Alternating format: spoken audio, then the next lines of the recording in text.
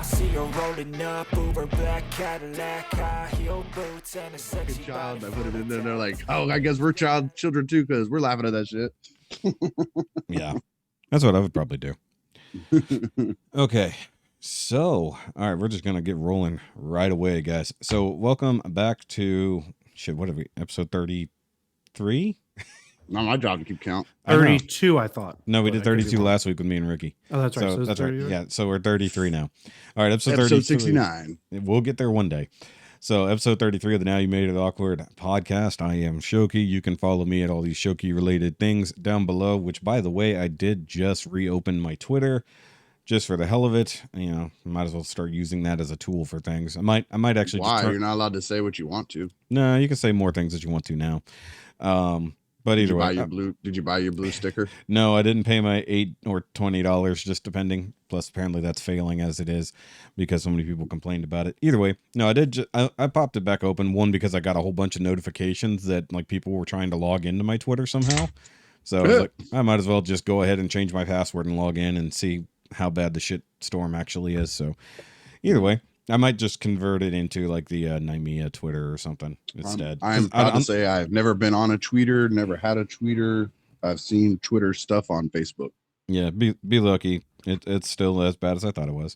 So my Instagram is barely even existent. Like it's just there just to have it. Yeah. Oh, by the way, I adjusted my Instagram to basically be like everything that's under the Shoky banner now. Like instead of just Shoky reviews. So that way Nymea, Now You Made It Awkward. It doesn't have to make sense. All that shit basically can just be under the one banner. Now I'm confused. Isn't Nymea and Now You Made It Awkward the same thing? Yes, I know. I realize because the problem is I have two channels with very long names. You have way too many things. Yeah. It's like the problem is like one has a decent acronym, the other one doesn't. So it's like hashtag first world problems. It is. Oh, actually, the funny thing is that caused a problem because whenever I don't usually put the entire name of the channel when I do stuff on the it doesn't have to make sense. I usually put the acronym. Except the other day I did a reaction to something that had a very similar acronym as the title of the album. I was like, oh, oops. And so people were getting real confused because like it was my acronym, tagged the person's name, and then the album name. And they're like, wait, what? People thought I got it wrong. I was like, no. That's my acronym, not the. I was like, I didn't realize. Because it doesn't have to make sense. And then the album title was I Didn't Mean to Haunt You. So it's like, oh, okay. I could see why you were confused. The letters are very similar. Because apparently a lot more people were doing that. Using the actual abbreviated name of the album instead of the typing it all out. Lazy fuckers. Either way. And of course, you hear Ricky over here. What up, y'all? And you can follow his work for Nerd Rage Radio over on the Nerd Rage Facebook, linked obviously down below, and on Friday nights at 9 p.m. on the Realm Hatton Project podcast on the Realm of Collectors YouTube channel. Yeah, look at he got the time right and everything, yo. See, if I don't take 2 weeks always off, I can growing, always bettering yourself. Yes, as long I'm here for that. When we don't take 2 weeks off, I can remember shit. Speaking of which, considering I got the episode number wrong at the beginning, I still haven't edited that episode. So guess what I'll be doing after we finish recording this one? I can't even keep up with the episodes anymore. I used to get notifications, and now I think my notifications are acting wonky. And then sometimes you premiere it, and sometimes you just drop it, and it just does weird shit to me. Well, it just depends. But also, I just treat it like Black Series releases. The numbering doesn't matter, just the content. Exactly. And of course, I actually did not put the audio version up last week. That's what happened there. That's why you didn't get a notification. So that was my fault. I need to do that. So episode 31 is behind on the audio side because fuck them. Nobody's listening anyways. If you are listening, now that you're going to be several weeks behind, please like and follow. Yeah, please like and follow wherever it is you're watching. Leave the 5-star rating or apples or whatever, the cucumbers, whatever. Or apples. whatever they're using to rate us on there. Please give us a good rating and or leave comments. All the eggplants. We want all the eggplants. You know what I stopped using instead of eggplant? I started using the lipstick emoji. Nice. I use the eggplant followed by the water splash, so it looks like it's splooging everywhere. Yeah. And of course, you do have Rob, aka Dormammu, over there. Well, hello, everyone out there in internet land. Oh my fucking god, he's English today. Why does he do the accents every time? I don't know. Konnichiwa, bitches. As I sip my because it messes with y'all. I'm sipping my Pepsi Zero. Either way. And guys, if you do want to contact us, you can do so at NowYouMadeItAwkwardMail@gmail.com, which I forgot to shout out last week, which is why we don't have any emails. Or is that why we don't have any emails? No, that's not. Just most people leave comments, so we don't actually have to worry about it. Which I don't believe we have any comments, but let me go double check because it's been nobody few days. likes us anymore. Well, apparently I pissed off Will, so he hasn't been commenting, or he's been busy. We'll find out. Actually, I don't know why. I don't think I pissed off Will. I think it's just he got pissed off at the conversation that was going on. Oh, the Marvel thing? No, this is a political thing. Oh, let's talk about Marvel again then. Maybe he'll come back we and will. We will be Marvel. talking Marvel later. But we will definitely. It will be its own episode. Don't even worry about it. We will be talking. Meow. Yeah, so Rikki and I will be talking Black Panther 2, which we have not done at all. We've discussed it 0% prior to this, so you will hear our and takes. I will find a way to bring She-Hulk into that conversation. I know FYI, you will. So either way, no, we have no comments. Dude, we both just said Will at the same time. Twinsies. Mm-hmm. Jinx, poke, you owe me a Coke. I owe you some Coke. That's illegal, sir. Yeah, it is. All right. So, and of course, Mike exists somewhere in the ether of the Nymea realm, so that you can, of course, follow the Comic Relief Crusader shit down below, which apparently he just put out a new video talking about Doctor Strange. Way to be on time with that. Way late. Super. But he's about to slip into the pocket universe of bat nipples in my world. He keeps fucking around. Bat nipples. I don't know what you're talking about. Yeah, it doesn't exist. That in episode 9 exists in their own pocket universe. Comic Crusader is about to be there too. He doesn't want to come around. Well, I mean, to be fair, we're recording this on a Tuesday afternoon. To be fair. Yes. Yes. We need to synchronize those things so we can harmonize. It was funny because he had to unmute because he was probably mid chew on something. He was mid chewing. He's like, I can't get my to be fair. God damn it. Slide all the food over to the side of your mouth like a chipmunk just to say it. The chewing is done. The chewing is done. He's like, no.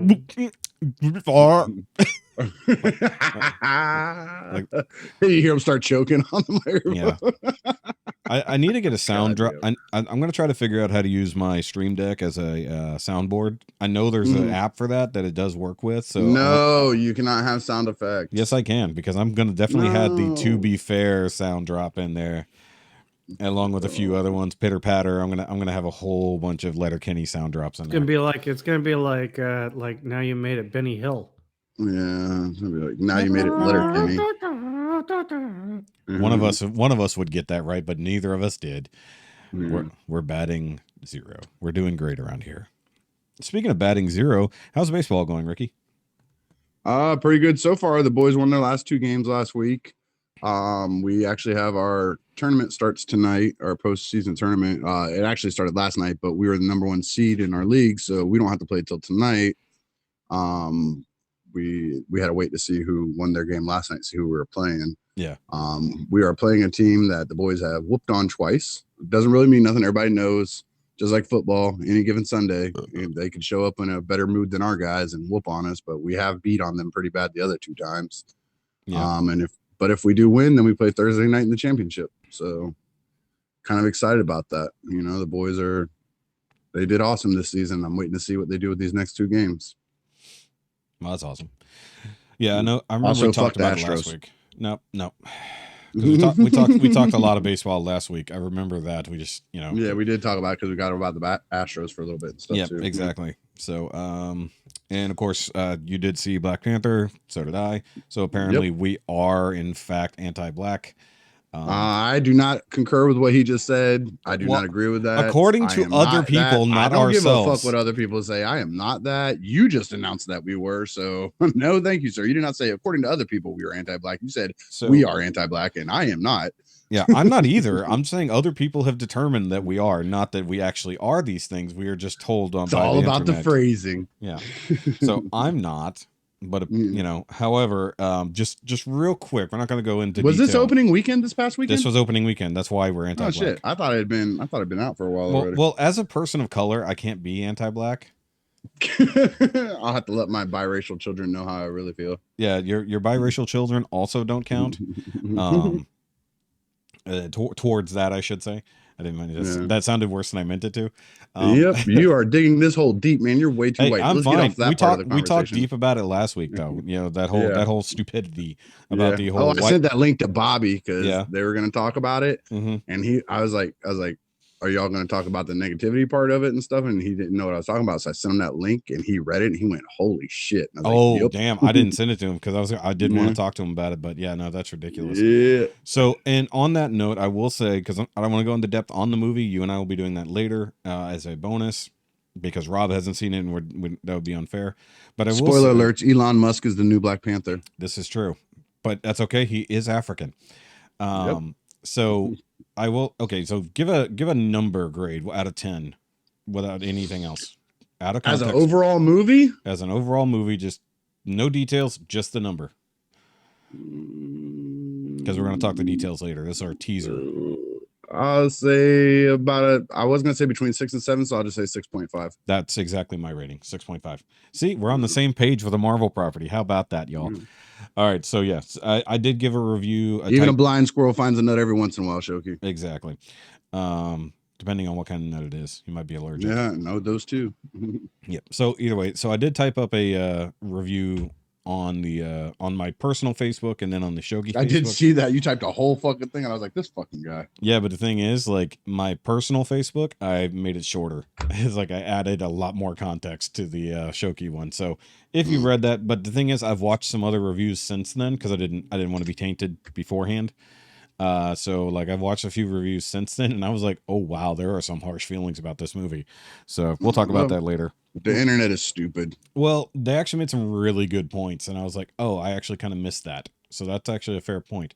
So either way, I'm only going to give one slight little spoiler to Dormammu, just to be a heads up, because nobody gave me one. Well, I'm glad, nobody gave me a warning because I didn't look for it. But the very beginning of the movie is a cold ass open. It comes out of nowhere. It is a cold like open, it's literally the previews are happening, and then boom, all of a sudden the movie starts. And let me tell you, have your fucking handkerchiefs ready, man. It's a tearjerker. Yeah, and not only that, and was it right before that or right after that? The silent opening. I think it was right after. It was after that. It was after. The whole Marvel logo and all that. Yeah, that was after that. Okay, so that's what I thought. That's what I'm saying. That whole beginning comes out of nowhere. You don't like most of the time. You know when the movie's about to start because they do all that. Yubba dub dub. Go to the concession stands and all that. Let's go out. That's right. They do all that bullshit. Yeah.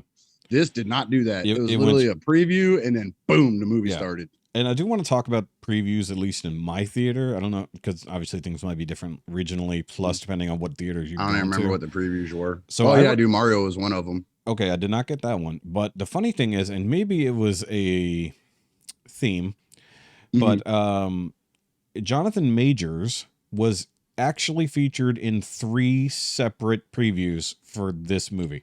Who's Jonathan Majors? The guy who plays Kang. Okay. Yeah, because Creed 3. He was in Creed 3. I saw that one. He's in a kind of a seems like a slightly fictionalized like World War II movie where he's an African American pilot. Except they are fighting against they're flying Corsairs and they're fighting against MiGs, Russian MiGs, and I'm like, okay, I don't know what's going on in this movie now. Seems confusing. What was the movie called? I don't remember. I need to look it up. That sounds vaguely familiar, like picturing him with one of those like pilot Scully caps on. Yes. Like that sounds vaguely familiar. So, and then there was Ant-Man Quantumania. So I was like, Quantumania, I saw that one. When's the last time you went to the movies and saw 3 trailers that featured the same actor in completely unrelated properties? Yeah, like I pointed out to my kids when we walked out of the theater afterwards, like right across, like they had the Black Panther there, and then they had Creed right there, and then they had Ant-Man right there. Like they're all like the posters were hanging like right across the hall from each other. I was like, look, same guy. I think the only one that actually has managed to do that is like, let's see, Samuel L. Jackson, possibly, yeah. There's a couple. Ryan Reynolds had 2 going at the same time. Yeah. Ryan Reynolds has had 3 going on. However, I would say that I didn't see it in the same sequence of trailers in a theater. Yeah, that's it. Like right before. No. Yeah. So it's like, because Ryan Reynolds has done so many movies in the last few years, not to mention cameos. because I forget. And he's also got Mint Mobile, but Yeah, he's got Mint Mobile where he does a lot of those funny ads. Actually, I love his ads for Mint Mobile because half the time he's I using. like the one where the sister-in-law came in. That Yeah. shit was hilarious. No, I like the one where it's literally some other ad and he just removed the audio and talks over it. He said, "We didn't waste money shooting a new ad. I'm just talking over one we already have." That's like, pretty funny. Yeah. So either way, but yeah, no, it's like I think maybe Oscar Isaac is another one who's probably had because he had like Star Wars and fucking X-Men going at the same he time. had Star Wars, X-Men, and one other movie franchise. Was it the one where they went after Eichmann? Could be because The remake of House on Garibaldi Street. It could be. They didn't call it that though, but it was just a remake of that, or retelling of the same story. Yeah. And we're talking like people who are blatantly obvious the same actor, because sometimes they got like a load of makeup or they're voice acting versus other things. But like this was impressive. I was just like, I mean, good on Jonathan Majors. I was like, not a lot of people probably knew that guy, and he's in 3 like huge movies in the same year. So I was like, and then at the theater, I finally got to see him with the King mask, which we were talking about with the blue helmet and all that shit. Yeah, I guess I had seen it, but I watch him on my phone normally. I didn't catch it, but on the big screen, you could not fucking miss that motherfucker. No, and and Johnny Depp is also high on that list too. I would say so. Yes, I forgot because he was doing Pirates at the same time he was doing several other projects. Yeah, actually, him and his dick on. Robert Downey Jr. Maybe not as big. Yeah, because he had like Avengers stuff going at the same time he was doing Dr. Doolittle and Sherlock. Well, actually, there's been a much bigger gap between those movies. But because remember he made 2 Sherlock movies. The first, maybe the first or second, but Dr. Doolittle was only like 2 years ago, so that's beyond Infinity War and Endgame. So either way, but yeah, no, it's just that struck me as interesting. I was like, huh. It was like Tom Hanks. Tom Hanks, maybe. Yeah. Ooh, no, definitely. Actually, I was looking it up. So Tom Hanks was doing Green Mile at the same time he was doing Toy Story 2. He also had 2 come out at the same time with Toy Story 4 and A Beautiful Day in the Neighborhood. Oh, that's right. Yeah, Mr. Rogers. But that one wasn't and a then huge release. Clooney also had 2. Well, that wasn't Tom Hanks. Wasn't that his kid played him? No. That was Tom Hanks playing Mr. Rogers. Now that was the one. That was the one where it was the guy interviewing. Right, interviewing him. Yeah. Okay. Yep. That's right. Okay. Because there was like 2. There was one I think it was just called Fred, and then the other one was Beautiful Day in the Neighborhood, something like that. I don't know why. Scarlett Johansson. Oh, Scarlett Johansson had Endgame going on at the same time that she had Black Widow. The anime thing. Major.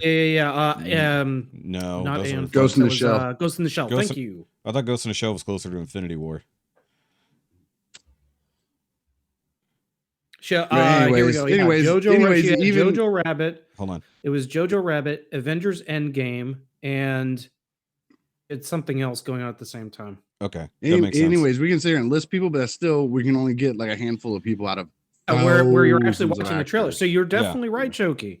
Yeah. Like this is the guy is getting work. It's out of nowhere. And let me tell you, that motherfucker is huge in Creed. Told you. Fucking huge. I would have never guessed he was hiding all that under that King outfit. That motherfucker is huge. And he does have his shirt off in that other trailer at one point. His goddamn muscles have fucking muscles on their muscles. I mean, that fucking dude was huge. Yeah, so I'm excited for this, but it made me realize I had not seen Creed 2 yet. I know about it, but I haven't seen them. So that's the one where he fights Ivan Drago's son. So that's and why the first one's where he fights somebody else's son, or he is somebody else. I don't know. The first one was good. I heard the second one was decent. So I'll give it a try. I need to find it and watch it. So and I'm still of the mind, even having never watched it, there's no way Ivan Drago had kids, because they talk about him, Rocky, for how they were pumping that motherfucker full of test steroids and shit. There is no way he was firing anything but fucking blanks. I actually agree with that. There's no way.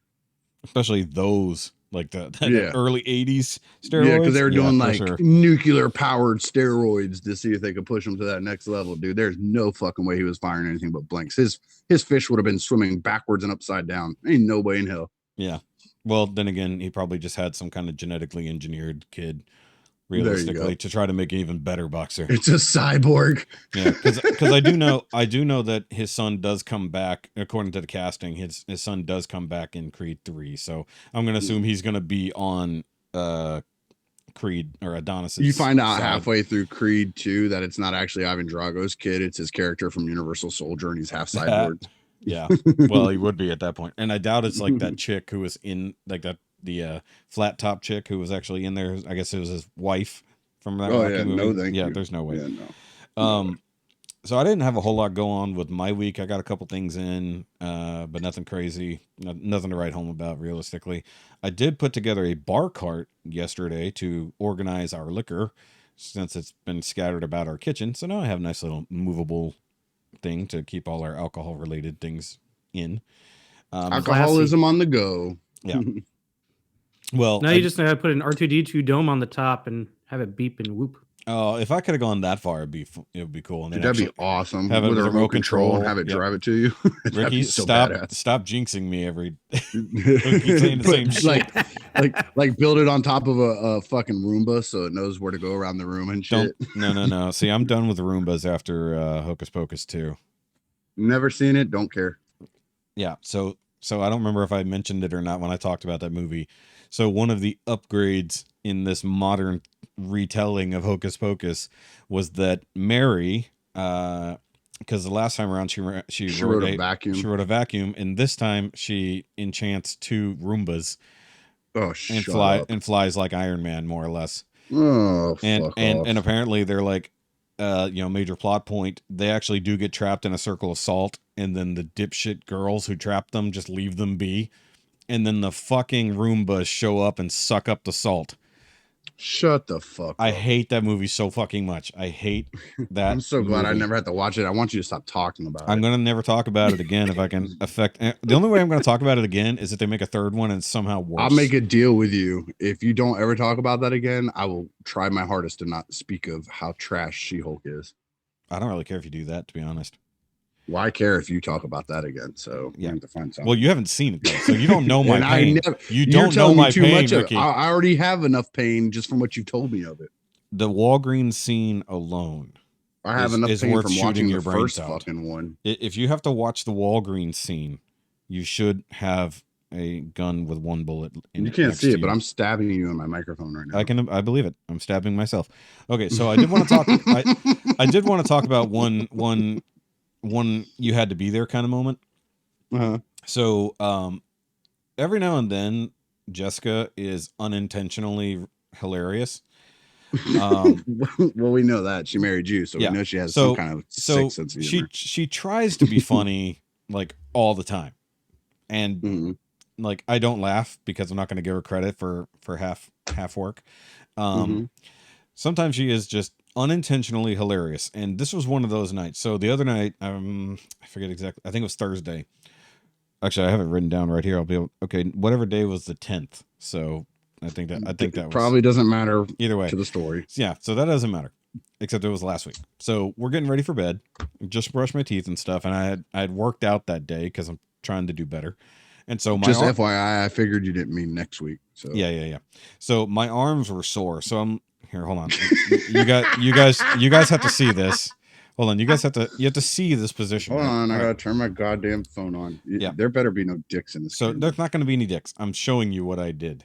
Okay. So like I had my arms out like this, and I'm like, fuck, my arms hurt. You know, that's how I worked out good because my arms actually hurt.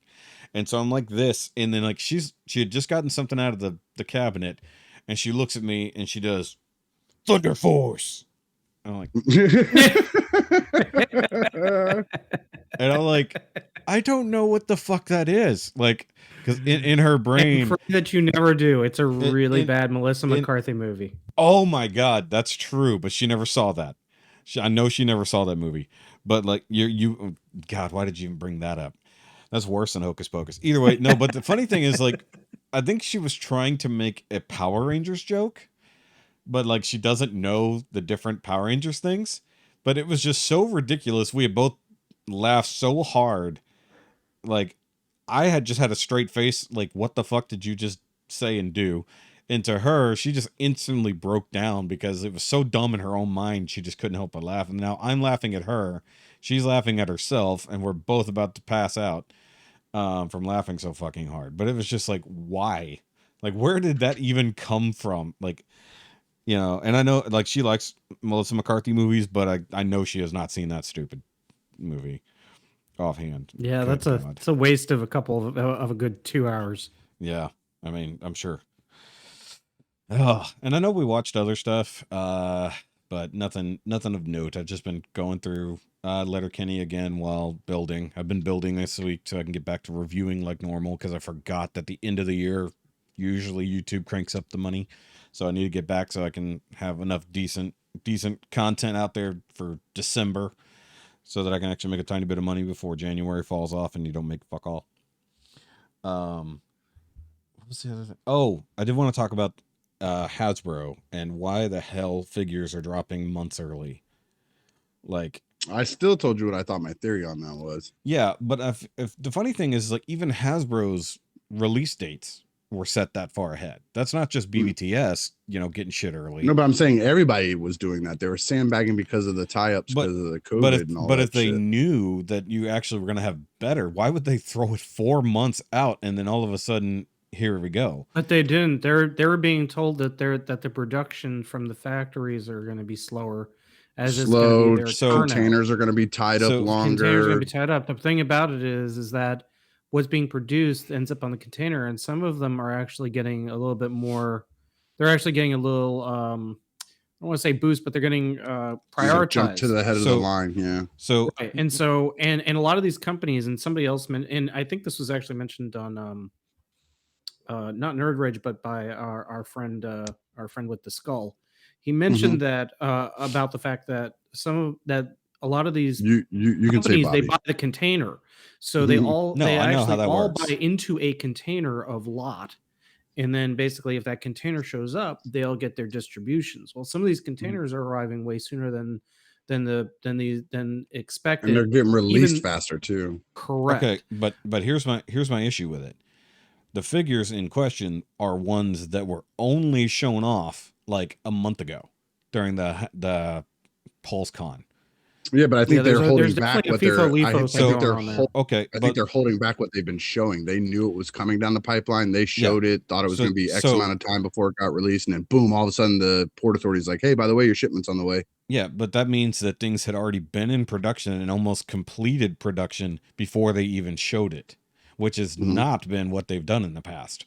That's what I would do, because look at what we had to do for 2 years of the pandemic. If you showed what you had coming and you didn't release it, everybody's like, "Oh my fucking God, burn that company down. They promised us this shit 2 years ago, blah, blah, blah, blah, blah." So I wouldn't do that shit no more. I'd be like, okay, I'm going to show you shit so I know it's almost there.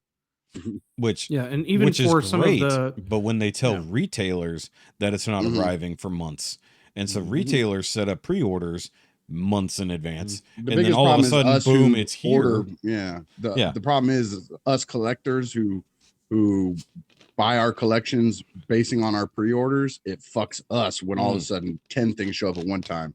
Now, a friend of mine, months early, a friend of mine, I call him Sensei Page.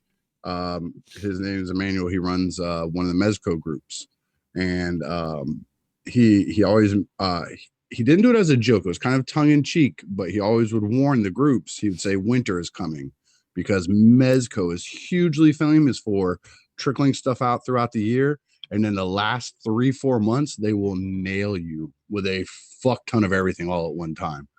And he would warn people, "Hey, winter's coming. Prepare your wallets. Start saving up money now, because you know they're going to drop 3, 4, 5, 10 figures in a 3-month period right here at the very end." Yeah, and that's what it seems like they're doing. Yeah, every fucking year, like clockwork, you could set your fucking watch by it, man. Come November, boom, people be in the Mezco groups. "Oh my God, Mezco just hit me for this, and this." And I'm like, dude, y'all knew it was coming. Well, because at least with Mezco, you pay then and there. You're not like booking it and you pay when it shows up. You know, that's not true. Because if you pay with if you pay with PayPal, you're paying immediately. If you pay with just your card, you can just pay the NRD and then pay the rest of the price when it shows up. Oh, okay. See, I've only paid with PayPal when I've gotten Mezco, that's so PayPal. They charge you immediately. Any other way, they charge you when it shows. Which, if I have the money, that's how I prefer to do it. But of course, in this case, you know, these are Power Rangers figures that were all set. And I keep looking at those, man. Oh my God, I keep looking at those. So the funny thing is, like, okay, so I've got the last couple that came in. I still need to review them, the Street Fighter ones. So of course these Power Rangers figures, these are the Hasbro ones. You know, these are ones that basically almost either Finally, Oh, I was starting talking to about a function. Mezco one. I know you're talking about Mezco Power Rangers. I'm not interested in those, unfortunately, because they just cost too much for what they are. But if it was me, at the end of the day, they're actually cheap. Yeah, they're cheaper than anything they're selling right now because it's $400, but it's for 5 figures, so it's $80 a figure with a fuck ton of accessories. Yeah, but I mean, like, you know, I personally am over having too many accessories. It's like I want specific accessories, and I want them to be just the ones I need. Don't give me fluff, and don't fucking repeat them because it's annoying. Well, this one. If you look at the accessories, it's not a lot of fluff. It's a lot of the same stuff because they all had the same stuff. They had the daggers that turned into the guns. Yeah. That makes sense. But like, for instance, the multitude of Pink Rangers that have come out from Hasbro, she could still get it twice without taking a shower. But unfortunately, they've released more Pink Rangers than any other in the MMPR line so far, and all of them come with the same accessories. That's because MMPR collectors are sexist pigs, racist, sexist pigs. Yes, they only want to buy the white girl. Yeah, well, yeah, sure. But the thing is like I have so many power bows and I have so many of the other things. It's like I only need the one. Yeah, you do. It's like, in fact, I only have I have 3. I either have 3 or 4 regular Pink Rangers, and I'm only displaying 1 because there's no reason to have the rest of them. You know, oh, okay, I take it back. Well, the Ninja one doesn't count, but the point is that, like, okay, so you're talking about the Mezco ones. The Super 7 Power Rangers come with so much shit, and they're $50 a piece. But it's Super 7. Yeah, which but means they're not going to be greatly articulated. Yeah, but they look great. Like, they're not the crappy versions. They're the fully loaded versions. They come with the TV show accessories. They come with the toy accessories. So, like, where they all had the base gray or base silver color and, like, not painted, which is pretty interesting if you want that. But then you have, and they come with the, every Ranger who was that color, it comes with the head sculpt for in the same box. So you don't have to buy multiple Rangers unless you wanted to. Which is smart. But the thing I want more than anything is, you know, now that I'm on this topic, I want human form Rangers. I want their unmorphed bodies to do something with their unmorphed heads. It's like their street clothes? Yeah, because I have... Dude, the Mezco is the way to go because you buy they have street clothes available for Mezco figures, and you just put it on one of those other bucks, and you could have Jason standing right next to the Red Ranger. Yeah. I mean, if nothing else, if Hasbro had more human, like basic human characters, because a lot of people were using what's her face from Spider-Man as a Kimberly body, and then using somebody else's Mary Jane. It wasn't Mary Jane. It was somebody else. Who was wearing a trench coat. I forget, or doctor lab coat. Either way, a girl with a trench coat. Yeah, just Moira McTaggart. Yeah, I think it was. I think it was. They're using the Moira McTaggart. Yeah, they were using the Moira body and taking off the doctor's coat. But they and then they used somebody else for either a Jason or a Tommy body. You know, it was like wearing a flannel shirt. But like that's the biggest issue. And you know, we talk about Valaverse and you know how they wanted to come up with their own line, a spinoff. So I questioned Bobby Vala a long time ago when he was being interviewed by Unboxing Art. And He's a dickhead. Yeah, he is a dickhead. And I said, look, if you want to make money, make human body bucks to go with Power Rangers. It's like, fine, you want to focus on your G.I. Joe stuff, which is kind of backfiring now because Hasbro's doing so many of the same sculpts and better now. Back then it was the only option, therefore it was better. Now it is what it is. Accessory set, who cares? It's like I told him flat out, look, come up with human bodies for the Power Rangers so that we can all use our human head to on that sculpt. And you will make where is my bulk, my skull, my Ernie? Where's my bulk, my skull, and my Ernie? Because they're not giving. Because of the rights. Well, the thing is, all the figures have to do is just give up. Or the actors have to do is just say, cool, let's do it. And most of them, I'm sure, are on board. But the thing is like, they're not going to give you human characters if they can avoid it. They want to just give Power Ranger bodies that they can use the buck over and over. I think Bulk and Skull had different contracts than the other guys. That's why Bulk and Skull were one of the main arcs that carried over through all of them.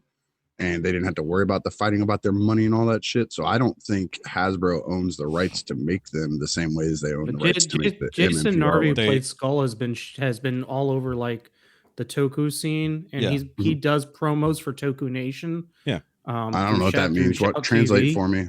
Toku What's Nation. It's basically like Japanese TV, but they do it, but it's streaming. Tokusatsu is what Power Right. Rangers is. That's the subgenre of Yeah. Power Rangers. So and like So he's been all over there there doing what? What has he been doing on there? Doing promos and stuff. Promos, because he's still active. Yeah. Yeah. They both, but here's the thing: they own the rights to the comic book versions of Bulk and Skull, which they can use. So interesting. Yeah, because they're. But what I'm saying is Hasbro would have to pay them for the rights to make their characters, and Hasbro's like, "Well, go fuck yourself. We just don't make they the only have to we'll just make these guys." No, they only have to do it if they make the TV show version, because the version based in the comics is different. So Hasbro owns the rights to the comic version, but Bulk and Skull own the rights to the live action version. Their faces. Gotcha. So I mean, if they don't want to do a 3D scan of their face, or well, they wouldn't now. They would just do what they can to get close enough on their young ones. But the comic book versions, they don't have to look like anybody in particular. But then you're an MMPR collector, okay? You're of the three of us, you actually collect them actively. Yeah. Would you want a comic Bulk and Skull to go with your TV show MMPR? Honestly, it wouldn't matter because my Rangers don't have their heads exposed. And that would kill me. I couldn't do it. I couldn't do it. But here's the thing. That'd be like having a Dark Knight Joker with my animated series Batman. I can't do it. Well, the thing is, like, their characters look the same effectively, but the faces don't have to look exactly the same. Yeah, they just have to. They're be more squared similar. off and stuff because they have that fancy drawing. Well, then they don't. Most of the time they change artists so often. Not everybody, like, the only person who's somewhat close, I would say, is maybe the Tommy character, but even now he doesn't look like Jason David Frank specifically anymore. He's just sort of, looks like a white guy with a ponytail. Yeah. So like that's what's funny is the Lord Draken that we got from Hasbro. Mm-hmm. That head sculpt is based off of the promo video that they put together for Shattered Grid, which is the only time that JDF has posed as Draken. So just for that one, like, 20-second promo that he was on screen. So, like, it's not based off of the comic book Draken, it's based off of that one promo.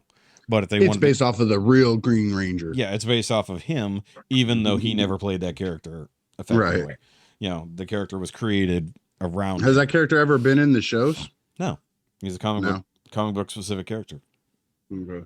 So, but either way, like, they need to focus more on the comics and get away from the TV show specifically. Anyways, that's the real future. On the fence with that Mezco one because I know it's not your cup of tea, but to me, that soft goods, like full body stocking, looks exactly like the show because that's how they looked in the goddamn show. Like, to me, that makes sense. Like, that's what the 1/6 the human faces are a little bit too much attitude over that, and Blue Ranger doesn't have his glasses for some fucking reason. And why is that? Because we all have them later. Because he had LASIX in like the last 3 seasons. He wore contacts or some bullshit. Yeah, he wore contacts the last. But we want him with his glasses. I don't give a fuck. They should give that as an option to put on there if people want it. But personally, Walter, whatever we decided his name was, Jones. but yeah, Jones. he has a 8 head on that toy, and I know he had a big old forehead in the show, but he did not have that big of a goddamn forehead. His high top fade starts in the middle of his goddamn head. It's crazy. Yeah, it's true. That's one reason I like the comic books, because the comic books just said, you know what? Look, we know the show took place in the early 90s, but we can't do that here, so they just updated it nonchalantly. So, like, I actually liked him when he had his braids, like the last couple, what was it, the last season or whatever he was in, when he had the braids in. I like that better. The high tops were never my thing, dude. Every time I see a high top fade, it always reminds me of Kid and Play. And Hasbro has given us multiple versions of Zack Head. So the first one had the braids, the newest one has a high top fade. But the Zack in the comics right now has a more modern version of the high top, like fade. A fade or something. Yeah, he's got the fade, but he's also got the lines on the side and stuff like that. But it's a lot tighter. It's not like not like a real high top thing. And everybody's style is more modern. The technology's modern. They have smartphones and stuff like that. Whereas they didn't have cell phones back in the day. They used the communicators. Specifically, so they updated it. I think somebody had a beeper at one point. I think that was like the height of technology when they filmed the that's series. The one thing I didn't pay attention to. You might have paid attention more to me than I did. What? On the Mezco ones, are the morphers removable from the belt so you can do them like in the It's Morphin' Time pose? I don't know, but I can look. I did not even pay Probably attention not. to If that. I had to I get, didn't see that in the I literally promo have pics. it right here. Like I just opened. I don't think so. They don't look like they had the morphin hands. It looks like they were set up to do the power blaster more than anything. My thing is they That, all and then look the pudgy. poses, like, Also, no, shut your mouth. No, they do. They all look pudgy. It's weird. Okay, so the one thing I thought was funny is they come with the dragon shield and stuff, but no Green Ranger. Well, it's because it's for the Red Ranger and the Black Ranger. When I they know, won. but that's why it's dumb. Correct. Yeah. That's why it's dumb. It's like, oh, we're not going to do the Green Ranger yet. No, I don't see anything about. And they already announced morphers. the Green Ranger. They announced the Green Ranger months ago. Yeah, I don't see anything about the morphers being removable. They look like they're molded to the belt to a degree. That'd be cool if they were like magnetic or something, so you can just pop them off. I just wouldn't want to lose them because I know people have made removable morphers for the Hasbro versions, and it's ridiculous because they're so tiny. They're small. They're so tiny, but like either way, that's enough Power Rangers talk for this day. But that one, I'm on the fence on that one. I might own some MMPR depending on how my brain sways with that one. For me, it would have been the 3-0 set, because they're all damn near perfect. Even the comic. But books. I just want posability out of them. But I mean, 3-0 is not going to do that. I mean, it's basically a hot toy. Oh no, 3-0 would. 3-0 is the one that I got the sound wave from, right? Yeah, it's the 1/6. For some reason, I'm thinking Super 7. Yeah. No, 3-0, the 1/6 scale Rangers. Yeah.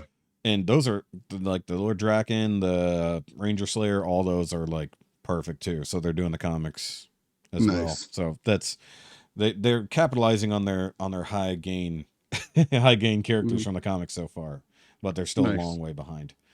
But yeah, that was the deal. Is that like all of my Power Ranger stuff is coming in this month. Apparently, that's not supposed to come out till January, February, and March. So that's funny.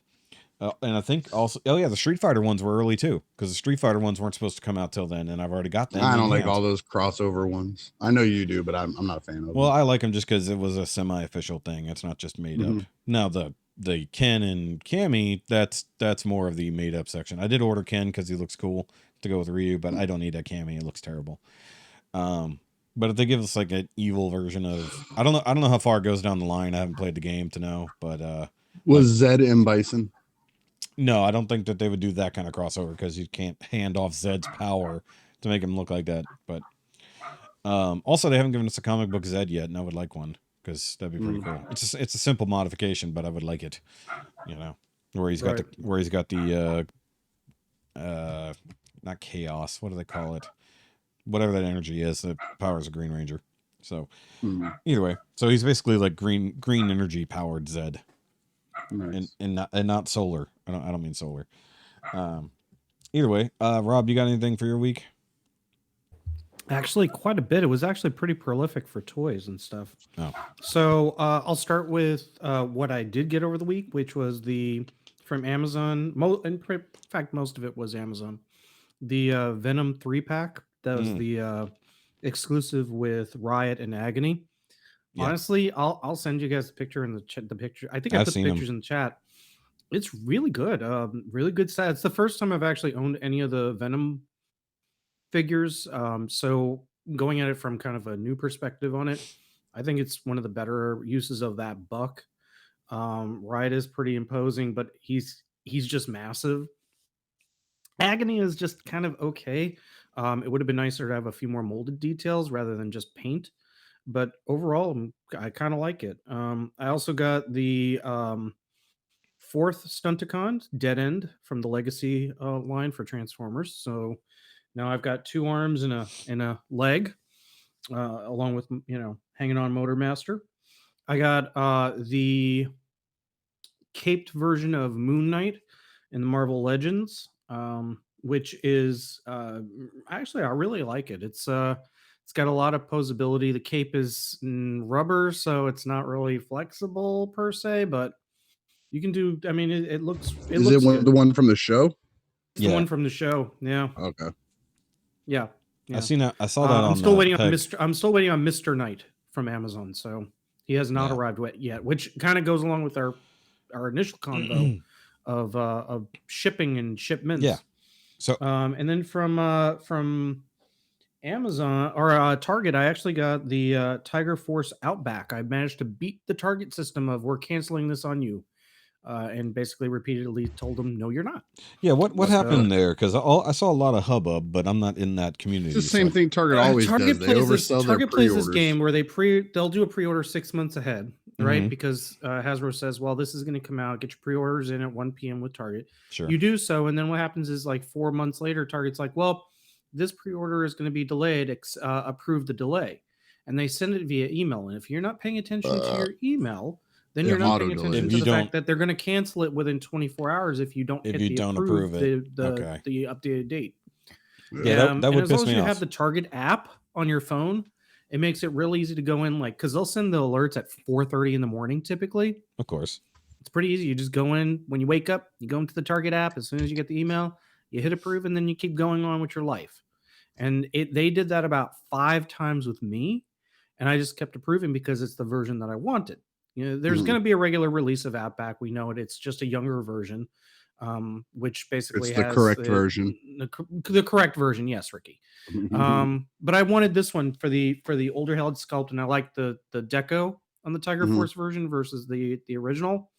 So I Mhm. kept it, and I managed to get one, which fortunate for Nice. me, but not so fortunate for everybody else. Did he have a window But he box or is showing no? up in stores, so I mean there is that. Yeah, Does he have a windowless box or does he have the No, window? it's actually a windowed box. that means it Wow. it was created before. So Correct, that's yeah. what I wonder. Like, how much more Because stuff it's are we weird. going I to already see? got Slaughter, and that's a windowless box. Yeah, and my Now, new Power Rangers. pre-orders that are actually in my pile of loot. I got the Fans Toys Phantasm sitting in a pile of loot with TF Source, Fans and I Toys got Sergeant Slaughter and one other piece that I can't remember right now off the top of my head, sitting in my big bad toy store pile of loot. Oh, Rumble, the blue Rumble Transformers. core one? The core one. Mm. The 86. Pull the trigger on that series. Slaughter, man. That figure is just. I I'm know, sitting he's here looking at amazing, him he's right now. amazing. I love this figure. Yeah. So- well, I'm letting my pile build up before I ship. So Yeah, that's then what I'm doing right I now. also got something from Show Z, which was something I had wanted for kind of a while, which was an updated version of the G1 cassette combiners. When I was a kid, in fact, I still have mine. They had the G1 cassettes, and for the Mhm. Decepticons and the Autobots, they had a 2-set pack that when I was a kid and I was looking at the shelves and I was like, what do I want for a Transformer? I've got, $10 to spend.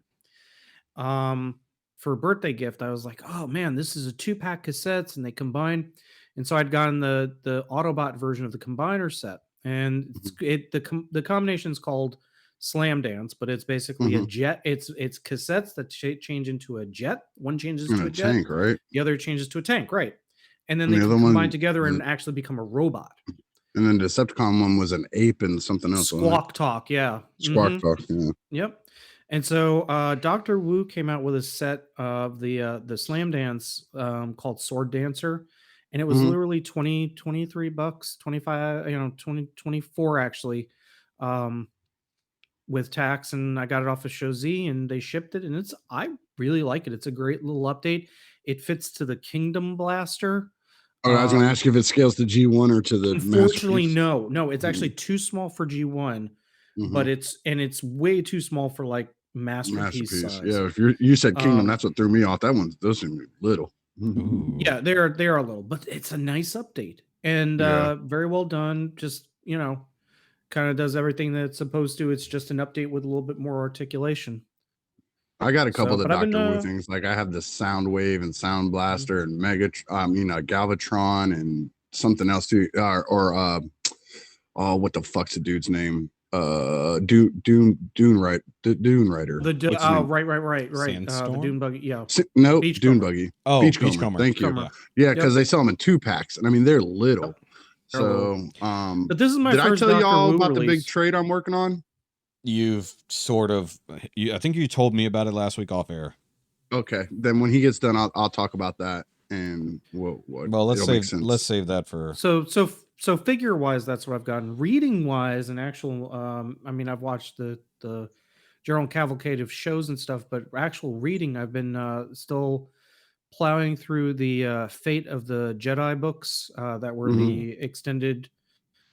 Now they're considered EU for the Star Legends. Wars canon.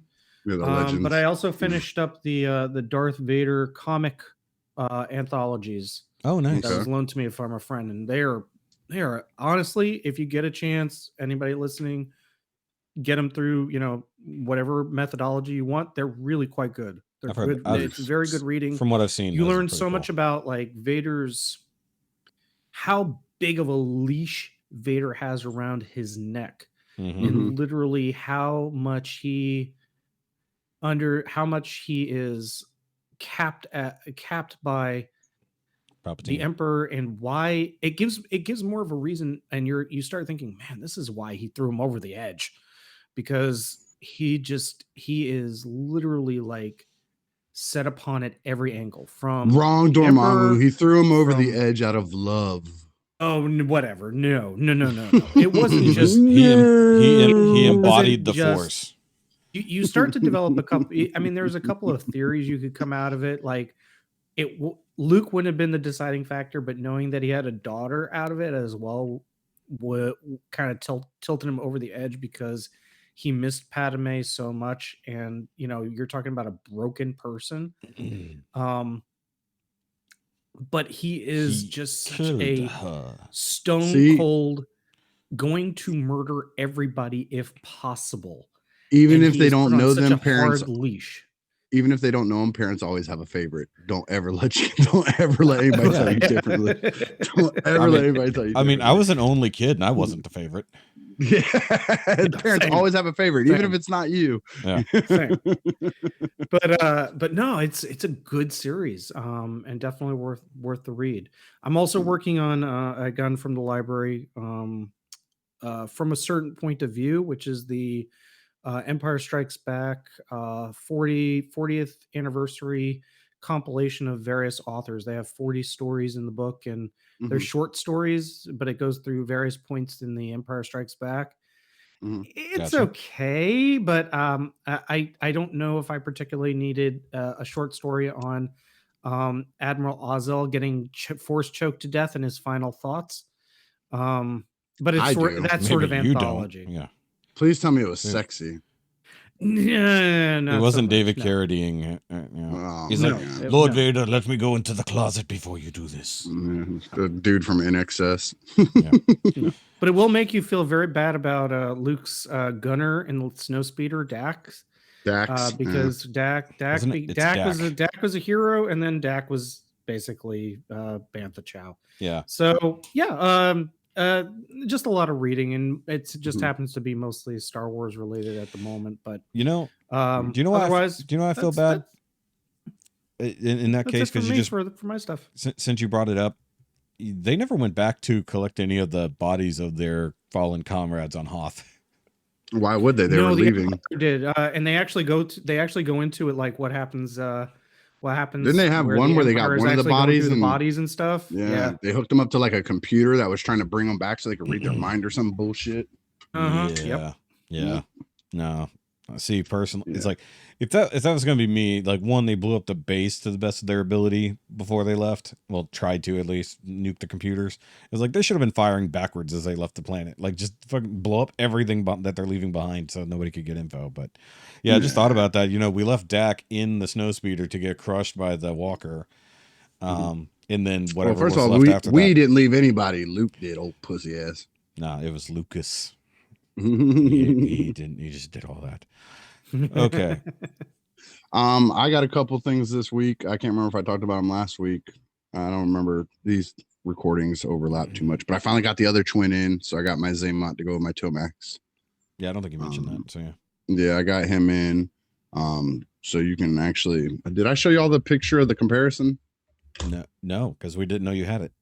Okay, well then I will turn on my camera so you guys can see. You can actually see, because I started painting Tomax. Now you can actually see a massive difference between, this is Zaymont, so you see the gray. I remember you with the I do remember this because you showed me the paint after, because that was the first thing you said you masked off, and before you did He-Man on the previous episode. And then I did all his, like you can see the silver versus the gray plastic that comes with you didn't leave the crotch red. I'm gonna repaint it because they fucked up the paint. Okay. It was all fucked up in there. Gotcha. So I did that on purpose because the red was all wonky in there, so I figured I'd go ahead and do all that. Yeah, that might be a pain getting into little like pleats. Not really. I already have it all worked out in my head, man. Okay, just watch for me. Yep. But I might actually be updating this because I was talking with my neighbor who does customizing and stuff on figures. He has some acrylic chrome paint, so I might go back and chrome this guy out and really make him fucking shiny. Well, do you have a Destro you could chrome? I do have a Destro, but I'm going to try it out on these guys first because Destro is harder to replace right now than these are. But I have my air gun, so I'm going to get some of that chrome paint. He's going to show me the one that he has because he has one it's a black chrome, so it's chrome when you put it on, but then it looks dirty. I want like proper chrome, like a silver chrome. I want that shit to hurt my eyes to look at it. Yeah, Multochrome's pretty good for that, and you can buy it. You can buy it in. Do what Adam Savage does. He buys the refills. Like it comes with a marker, but you can just buy the refill, so you can just sit there and pour it yourself. You don't have to worry about it. And that shit is super chrome, but you need a good clear coat over it. All Clad 2 usually works pretty well for that, but there's a lot of different clear coats that you can do to keep your chrome perfect. The hard part is not fucking it up, getting it even. Yeah, like need to talk to Sean. Let's see. Well, he uses all automotive shit, so I don't know if that's a good idea. Did I show y'all my Legends Ultra Magnus? No. Okay, so that's new too then. I remember you I got the talking new about age. I got the new age Ultra Magnus in. Yep. Still waiting to get one for me. He's pretty fucking cool. Dude, they're on retail on Big Bad Toy Store. That's how I got this one. Like he just showed up there. Or I mean Show Z. He showed up there one day. Just recently. He might still be up. I'll just wait. I got that in. I went ahead and finally did the upgrades to my new age Devastator. We did that last week on air. Okay, remember? I got that. Yeah, I don't remember, dude. I do so much talking and podcasting. I don't because that's like a whole segment where we're listening to the ratchets to hear the difference. Oh, okay. Yeah. So I got that all on there. It's all together and finished. And I think it's super compelling podcasting listening to clicks. Yeah, I think that's all that came in this week. I watched some TV and watched some movies. That Ghost show that I mentioned before is back with season 2, and the wife and I are still watching it, still laughing our asses off at it. It's on Paramount Plus. If anybody gets a chance, try to look it up. That's good stuff. Something I always forget about when I do my Wii is like I keep forgetting I'm watching Bleach, and I keep forgetting to talk about it. I haven't had time. I started watching the first episode and I'm behind. So yeah, I'm not the guy to talk about it. That's going to be this week. Yeah. So the thing is, like, one of the major events that happens at the beginning of this arc happened yesterday when the new episode dropped, and it was like, it was one of those things where I was like, okay, I cannot wait to see this animated, and then they finally did it, and it's like, it's one of those things where the hype is bigger than what actually happens, because when you're going from manga to animation, like, you can only imagine so far, you know, what things are going to look like when they're actually moving and going, colors and all that kind of stuff, like that actual movement. So when it does happen, it's almost like, it's not that it was a letdown, but it's one of those things where, like, in your head, it's definitely always going to be more than what you're going to be given. So it was hard not to feel like slightly deflated, even though it was still badass. It also the pacing seems a little crazy right now on the show because it's only 6 episodes deep, but like it's like in a hurry. But the beginning happens so fast, and there's a huge slowdown in this arc, so it makes sense that like the first few episodes, I think we're already through something. I thought we weren't going to talk about She-Hulk again. No, that's not what we're talking about. Because like this is a direct translation, not an adaptation. So the thing is like, even this episode, I think, covers 3 chapters from the manga. Damn. So it's like, the hard part with Bleach is it's the anime is like super condensed, because nobody ever realized how slow Kubo actually wrote. It's like when one episode can cover up to 5 chapters, it's fucking crazy. Didn't he like die before he finished it? No. That's Berserk. Kubo's still around.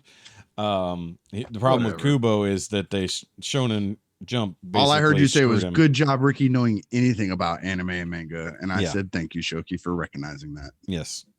So the thing with him is that basically he was sick fairly often, and so like he would get behind, or like he would get bored, so he just like lazily draw shit versus really trying hard, and then he was really drawing out the story, and Shonen Jump basically said, "Look, man, you got 30 issues, and we're done with you," and so he had to wrap up the story before technically completing it. So he had to rush to an ending. So that's what this anime is supposed to do, is basically fix a lot of shit he felt he didn't get right in the manga. So, or even in the old anime. So why were they done with him? Just because it was taking so long? Yeah, it was the least highest selling of the big three at the time. So Naruto. I wish somebody'd say that shit, that George R. fuckface. Yeah, exactly. Except that the thing is, there, you know, with especially with Shonen, the big three, One Piece, Naruto, and Bleach. Naruto was winding down, but wasn't over yet, and Bleach was basically at the bottom of sales since the Fullbringer arc, and then One Piece basically stayed at the top. And I guess Dragon Ball was in there, but not really at that time, because Super hadn't come along yet, and Z ended forever before that, so that wasn't even in contention at that point. So basically, it's like they were getting outsold by newer stuff that was short run. So you've got a series that's been going on for 10 years in the manga, and basically just not making sales anymore, or people just weren't interested as much as they were before that. And you got a very long arc happening, so just like wrap it the fuck up. And he's like, okay. Yeah. Well, there's also a lot of I'm gonna call it Naruto fatigue. Well, there's that too, because there's a couple of series. There was a couple of manga series that were kind of like long-winded, had a lot of fillers, etc., etc. Well, not in the manga. Sounds like every manga. In the anime, yes. The manga didn't necessarily have filler. Unfortunately, with the Naruto manga, all the way up near the end, they kind of rushed to an end, but they also wrote themselves into a corner, which Kubo did too. It's like, that's the problem when you write a big bad that's like infinitely powerful, and then you got to figure out how the hell your heroes are supposed to beat them. Well, so yeah, no, it's easy. It's called the multiverse. Do it. Yeah, that's a Dragon Ballism. Yeah. Get stronger, find new enemy. Get stronger, find new enemy. Get stronger. Well, one reason, well, like, I'm not, because I've talked about Rocky? it with Joe. Yes, actually, it's closer to what Rocky does. But yes. but with Dragon Ball, they just pull it out of their ass. Problem is, when you work in a world that has very set parameters, unlike Dragon Ball, you have to stay within those parameters to make it make sense. And when you do an ass pull so big like Naruto did, mostly with an ass pull, yeah, so they call it an ass pull. So the problem with Naruto is they wrote two big bads back to back, and they said, okay, here's your big bad, figure out how to beat him. And then the only person that could beat him was the bigger bad. And then you go, okay, now how do we get here when they couldn't even beat that one? So, and then it becomes an ass pull, and you're like, okay.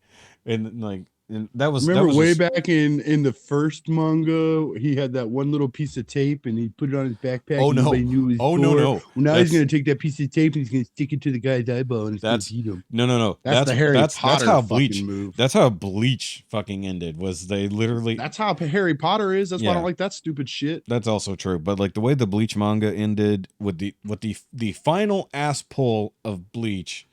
Like, they had several ass pulls right at the end, and that's because they were rushing him. He's like, I wanted to do all this. I don't have time to do all this, so I got to get to the point real fucking fast. And that's basically what happened with Game of Thrones, the way Game of Thrones ended. They're like, and this is how we're doing it. And they're like, wait, what? That doesn't even make sense. That's what happened at the end of Bleach. And it comes all the way back to a fucking ass pull from way before that was never technically ever referenced. But they're like, hey, here's your ass pull. Do you want to use it? And they're like, oh, yeah, cool. We'll do that then. So... yeah, that's why a lot of people got pissed off at Bleach. Like, that's one reason why I'm pretty sure Joe hates Bleach now and won't even give this new anime a try. So, and also Naruto, because same problem. It's like, but then Naruto just kept going with Boruto, you know, even to the point that they fucking did the same thing to him that they did to Gohan in Dragon Ball. More like Boruto, am I right? That was a movie reference. And we were letting you hang that one. What's the movie? Don't care. That just means you don't know. Yeah, it's because I don't care. So it's Billy Madison. Okay. Oh, that's true. Yeah. Chlorophyll, more like borophyll. Yeah. Well, speaking of borophyll, no, that's not even a good fucking transition, because there's no good way to talk about the fact that Kevin Conroy died this week. Well, I said it out there earlier when I brought up Batman animated series. Did you? Mm-hmm. I don't remember you saying anything about Batman the animated series. When we were talking about mixing the comic skull with TV show, and I said that'd be like me having a Dark Knight Joker with my animated series Batman. Ah, yeah, that was very brief. Yeah, I missed that because Mm-hmm. I was thinking about other things. So, yes, unfortunately, we lost probably the biggest legend, actually, I would say, in Batman. Because a lot of people Arguably, because a lot of people would argue Adam West. It was like, yeah, but Adam West that's just older people would argue Adam West Adam because West that was did their it Batman. earlier, but he's definitely not as prolific. No, and he didn't change the game, the whole entire way Batman was treated, the way Kevin Conroy did. Yeah. He was the first to not only give them separate voices, but whole separate personalities. Oh, Because because if you go back and watch the 60s Batman, Bruce Wayne acts just like Batman without the Batman suit on, and he sounds just like Batman without the Batman suit on. Yeah. If you watch the animated series, they were completely different. The thing that I find about it is that Conroy, while Conroy is an actor and he has had parts in actual shows, which if you look up on his IMDb, you know, he was in Scrubs, he was in various shows. Yeah, but as an actual actor, like he had a prolific voice and he had a very prolific voice acting career. And it's again, this is where Shoki's right. Like he is kind of that icon of everybody remembers a specific voice. Like we all think of, you know, Peter Cullen being Optimus Prime. Yeah. Kevin Conroy was Batman. He's the voice of Batman. Correction. He is Batman. Yeah. I can't read since 1992. I haven't read a Batman comic where he didn't sound like Kevin Conroy. Yeah. Ever. You want to know? Okay. So this was, and I was about to say something incorrect because I was going to say the second ever other Batman voice I heard, I thought was going to be Diedrich Bader from that really dumbass one, but I forgot that's not Brave true. and the Bold. Brave and the Bold. I really didn't dig that series. It was Kevin Conroy actually was on that show too. Yeah, he was that other weird version. What was it? Zurin Rock. Yeah, Zurin Rock. I never remember that. I know it's a 3-syllable thing, but either way. I was just thinking, it's like, no, it wasn't him because the Batman came out before that, and I was like, okay, this guy's a nice. That's Romano, wasn't it? I don't remember who did that one, to be honest. I never knew that guy's voice. Yeah, no, I think you're right, Ricky. But I was just like, to me, it was just like, this guy's fine because he's playing a much younger Bruce Wayne and stuff like that. But it's like, can he eventually sound like the Batman I know and love? You know, because not only just the Batman animated series, but then what was it, Batman and he was in Batman, Batman Beyond, Justice League. What was the Justice sequel? League Unlimited. What was it? Batman, the New Adventures of Batman and Robin. Yeah, so that, and then of course in Superman, technically speaking, and Justice League, where was there was crossover episodes? I know, like one. Yeah, but either way, technically speaking, and then Batman Beyond first, and then he was in Justice League and Justice League Unlimited. Yeah. And like playing the same Batman, like that was the best part. It's like he was just the same Batman character, but even beyond that, no pun intended, or entirely intended, he's played other versions of Batman. You know, between video games, other series, and of course in the animated movie, you know, the Mask of the Phantasm, technically. And he was also in Sub-Zero movie, the Sub-Zero movie with Mr. Freeze. Because there was actually 2 animated series Batman movies put out back in the day. I forgot about that one. And there's actually a third one because it's a trilogy, the Rise of the Batwoman or the Year of the Batwoman, whatever that one was called, that was put out in the early 2000s. He also did Batman in that voice too, in that one. Yeah. Like I couldn't tell you, like, maybe if Rob, I don't know if he's got the IMDb up, but like I don't know his other roles. Dude, if he started reading them, you'd be mind blowing by how many you already know. Because there was a bunch before Batman the animated series and a bunch after too that he's been all over and you would not have realized it. Oh yeah, I'm sure. And I know he's got he's literally prolific, but like, and he was able to finally almost one of my favorite arguments. Most people, you've listened to me before, you guys know for a fact, and then most people that have listened to me here on my other pods know I am a diehard animated series Batman fan. That is my Batman. I have a tattoo on my back. That's my Batman. And I always used to make the argument because people, when Dark Knight came out, the movie, Heath Ledger's the best live action Joker. They say the best Joker ever, and I'd say no, Mark Hamill is the best Joker ever. And they're like, oh, I'm at live action, and I'd go, it's still Mark Hamill. And, oh, he was never a live action Joker. The fuck he wasn't. Go back and watch that stupid Birds of Prey movie that was on CW, the TV series that was on. He plays live action Joker in that show. He's just only in it in flashbacks and stuff. Well, Kevin Conroy. Going backwards, because I did still have it up from the Into the Realm Rum Hatton project from when you guys were talking about it. He did the voice for Hordak in He-Man and the Masters of the Universe. He did Merman in Masters of the Universe Revelation. So that's voices. He did I don't even remember voice. He did the voice of Batman for multiple video games. Gotcha. Justice League, Teen Titans, Injustice 2, Batman the Killing Joke. He was in the movie Yoga Hosers, the Kevin Smith movie. He was he was a Don't you ruin my got you reading his IMDb, because I was almost there. Yep. He is on the Venture Brothers as a character. He was also like live action. He actually did Scrubs. He did let's see, he was in a lot of video games too. He was Steve Gilman for 6 episodes in The Office. Yep. I don't even remember. So that's going back to 95.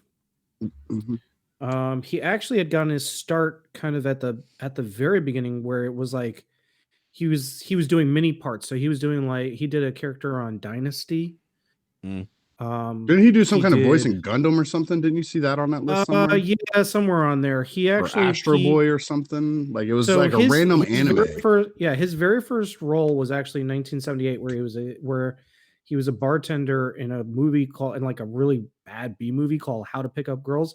But then he got picked up for Another World, the soap opera, as Jerry Grove, and he was in 17 episodes back in the 80s.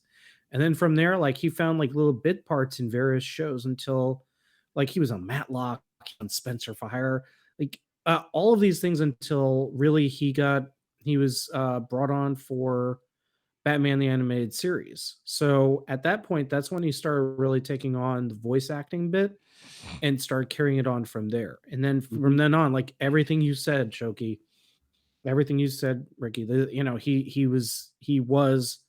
is Batman, Bruce Wayne in one form or another, or in one context or another. But he was also he's also in Max Payne 2, the video game.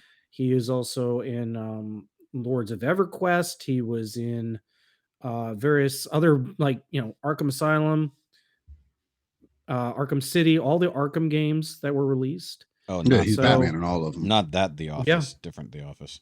Yeah, different Office, dude. So that was kind of his repertoire. He became more of a voice actor than an actual in person. He is credited on the Batwoman series for one episode where he played Bruce Wayne. God damn it! I said don't blow my thing. Sorry. Because that's what I was getting to. Because he played Bruce Wayne on that, and he played Bruce Wayne on the League of Tomorrow, whatever that other stupid fucking show was. Legends of Tomorrow. Yep. And he is coming out. This one I'm going to phrase cautiously because I can't understand how it was saying. There is a show coming out next year that has to do with Batman. It's more about the other superheroes around Gotham or something like that. And he is credited for being in that as Bruce Wayne Batman. But I don't know if they have finished filming him, all his parts in that season when it comes out, or if he was going to be in it. The phrasing in the article that I read was very ambiguous. So they're either in final production, fixing the show for TV, or they're in the midst of doing the show to come out next year. So it was hard for me to understand that. But in that, he actually gets to play a live action Batman. Well, I think he was in Crisis on Infinite Earths as well in the Flareoverse, playing an older Bruce Wayne. Yeah, he was Bruce Wayne Batman, but wearing a body mech suit or some bullshit. Yeah. And I don't know if this is what you're talking about, but it's Batman Caped Crusader is supposed to come out next year. But that might be it. But he's playing Thomas Wayne. Yeah, he's for Thomas Wayne, not one Bruce Wayne. episode. Yeah. Which is Yeah. interesting. Like it's interesting to have him do stuff like that Because he's the you know? older Batman now, and it makes more sense for him to be that guy. Kind of like how they were going to bring Keaton back as the Thomas Wayne Batman instead of as Bruce Wayne. You know? Yeah, which actually still Yep. works. Yep. But yeah, because I remember when he was on I'm gonna fucking draw a blank now. All of a sudden, he was on Inside of You with Michael Rosenbaum last year.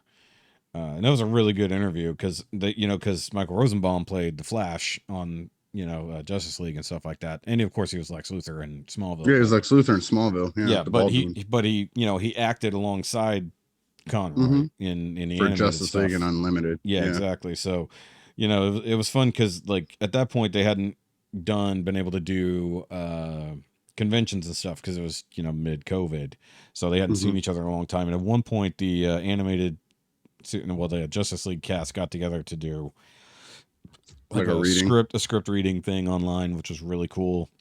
And he was involved in that. So like actually, because he talked about the soap opera stuff, he talked about a lot of his early acting career and stuff like that, even stage stuff like that, instead of just because he was talking about things he was doing in the interim instead of voice acting. And I think he said he was actually doing some like off-Broadway stuff, like stage. Well, no, one of the things that a lot of people glossed over during his passing is how much, kind of like Chadwick Boseman, like he just carried it so like on his shoulders. He didn't make it a thing. He had been sick for years. He'd already had cancer and fought it back to remission or something like that, and then it came back hard.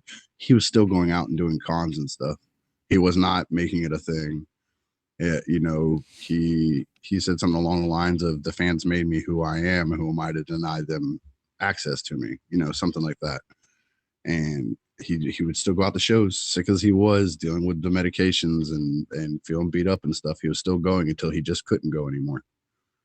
And that's always going to be a big regret, is I never got to any con to actually meet the man and get his autograph and just thank him for. Yeah, see, I hadn't seen that. I just saw that most of the headlines say it was a very short battle.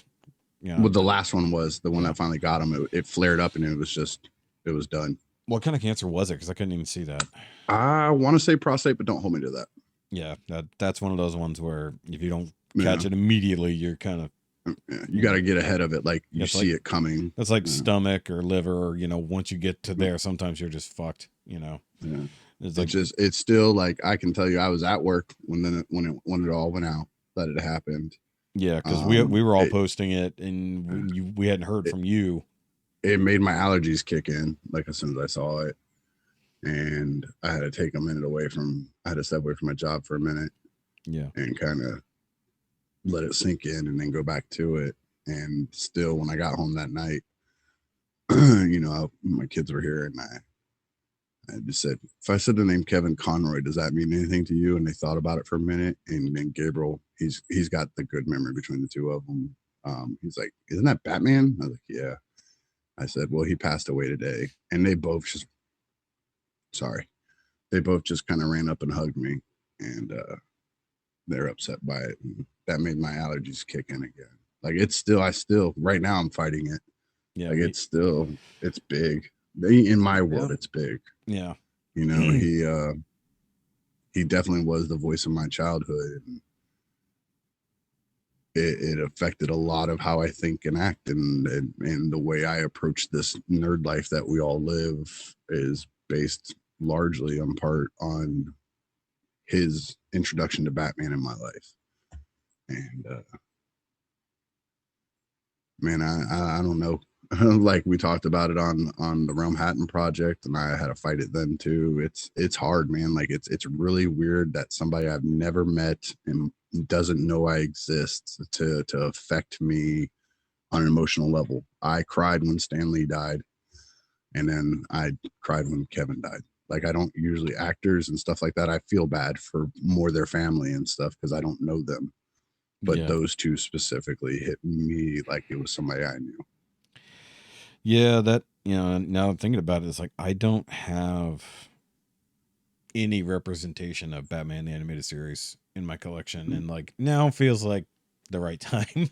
Like, Yeah. I feel I have one or two. I have yeah, one or you two. do. You one or two. I mean, it's displayed on your body, but I was just thinking about Yeah. it. I was like, Iron Studios has a really nice, like, the rooftop. That statue with all the villains coming out of the clouds and shit. No, not that one. No, not that one was gorgeous. This is just the one where he's standing on the rooftop, like the intro to the show. Mhm. I might go ahead and just throw with the that. lightning effects behind them and stuff. Yeah, well, it's not there, but it's part of it. But like, there was one statue somebody put out that actually had the lightning. Yeah, no, those are ridiculous. You could turn on like a light effect behind it and stuff. It was pretty cool. Yeah, and there was one. Okay, so they have the really expensive one that has the Batmobile with it, but I don't need all that because Jessica would kill me. But I think. What do you consider expensive? I mean, $1,100. Yeah, that's expensive. How big is it? 1/10. Dude, so it's him with the Batmobile. But it's long sold out, so I don't know if you'd be able to snag that one. But the actual, like, I mean, realistically, like, the you're paying for the Batmobile because the statue don't cost that much, because the statue by itself is $150. So it's like just Batman's $150. So I might have to go ahead and add that to the collection just for the fuck of it, and like find somewhere to put him. You know, that's something that's worthy. You know, that's not just because that's an icon, and you know, sometimes you don't think about it until it's obviously too late. You know. Yeah. So that might be something that has to happen. And if worst case scenario, I'll stick him up there with the gargoyles. You know, just have him blend in, because it'll already be a rooftop display. So I was like, I'll just put Batman with the gargoyles. Why not? Don't you dare. Why not? It's rough. It's the same era. No, they are not even the same caliber. There should have been a crossover there. No. Yes. You keep your fanfic and your spank bank, man. I got time for all that shit. I'm going to throw it in there. Goliath having to work side by side. No, the funniest part would be Batman on a rooftop, like, spying on someone, and then all of a sudden the gargoyle he's standing on wakes up. You know, or more than likely how it would go would be more like on leather wings. Like the gargoyle would be trying to do something good, and Batman would just think it's like some other man bat attack and just fucking start fucking them up. Maybe that, you know, misunderstanding, and then they have to work together in the end to be one of those stupid herpaderp shows. Yeah. Well, you could also mix in some of the actual, like, dark stuff like that. You know, like Jason Blood or something like that, where it's actually dealing with that, or what is his name? The Etrigan. So like, Etrigan. I'm glad you brought that up. Okay. Because I am sad at Dormammu for not catching me in the chat squad with that last night. Oh, what did you do? I couldn't type in time. Like, I am so sad. Okay, so they brought up, real quick side hustle on this one. Sure. They brought up the Toddy Mac Etrigan. Brink had got one in. And he was talking about how it's complete garbage and this, that, and another thing. Yeah. And so, like, I'm in the chat squad watching, and I said it a certain way. I was like, fuck me running. I was gonna say again and again, and I was like, but no, I just couldn't type it in time. I was like, this figure was made by Toddy Mac. No wonder this shit is whack. And then I was like, then they were talking about how his eyes didn't have irises because somebody asked him if he had the, you know, Toddy Mac side eye, and he's like, no, they're just black. And I was like, black dots instead of eyes. Whenever someone buys this fig, an angel cries. And then nobody, like, Dormammu was making other comments. I'm like, if anybody should be getting this, it should be Dormammu who should be picking up what I'm throwing down here. I was totally getting it. I just could not type it. So finally, I was like, you know what? Fuck it. I was like, the genius in my comments is wasted again. I've been talking trash and rhyme like Etrigan. Like, I was going in on him, man. Like, I was trying so hard to pull somebody on that. And I was like, I'm so sad right now. Fucking dork. Glad I wasn't there. Yeah, dude, those were perfect. You could suck my taint. No, because I would have been participating. Yes, that would have been awesome. Have a whole round of us going in there. That would have been, somebody would have had to pay attention then. Yeah. But yeah, it was. I'm gonna bring it back. I've posted a couple of things, of course, about Kevin Conroy, like pictures on my wall and stuff with his passing. But I saw one, and I'm gonna tell you, like, you know, of course, all the pictures and memes are being posted out there with his passing, and I'm gonna tell you the one. It was so simple. And just looking at it made my eyes tear up.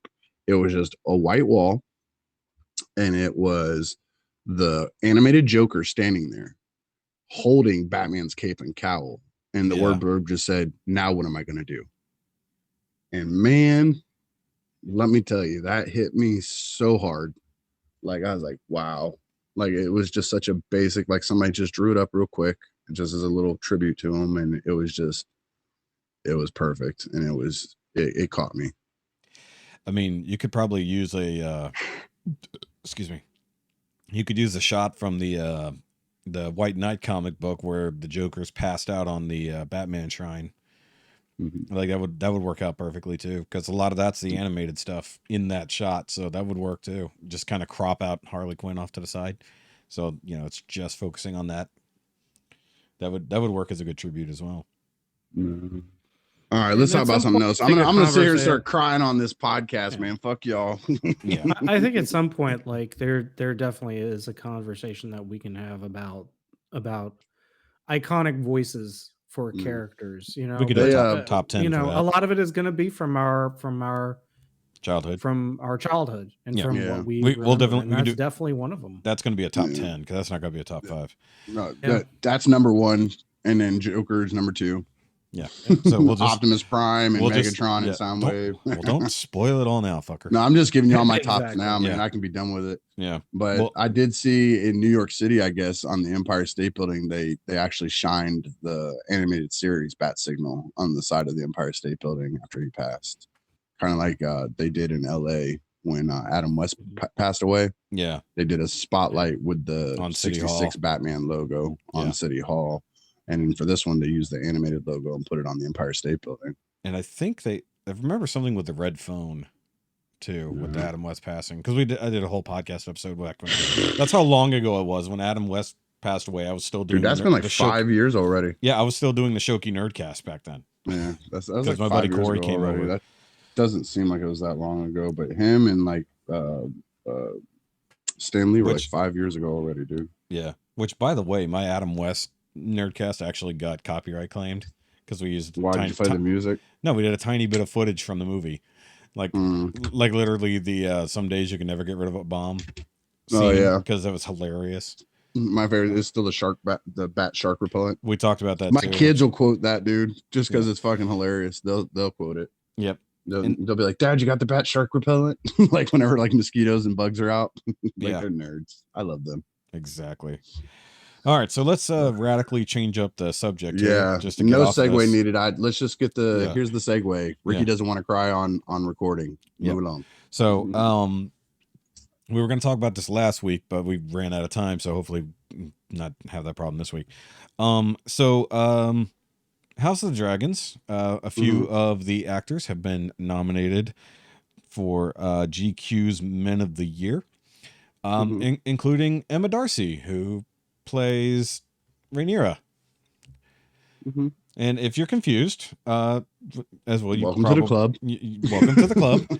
So, apparently, for most people who don't realize, Emma Darcy is non-binary, or has declared. Is she the older Rhaenyra, or she's the face-changing older. one? The older Rhaenyra, yeah, not the one with the removable mouth like you like. Okay.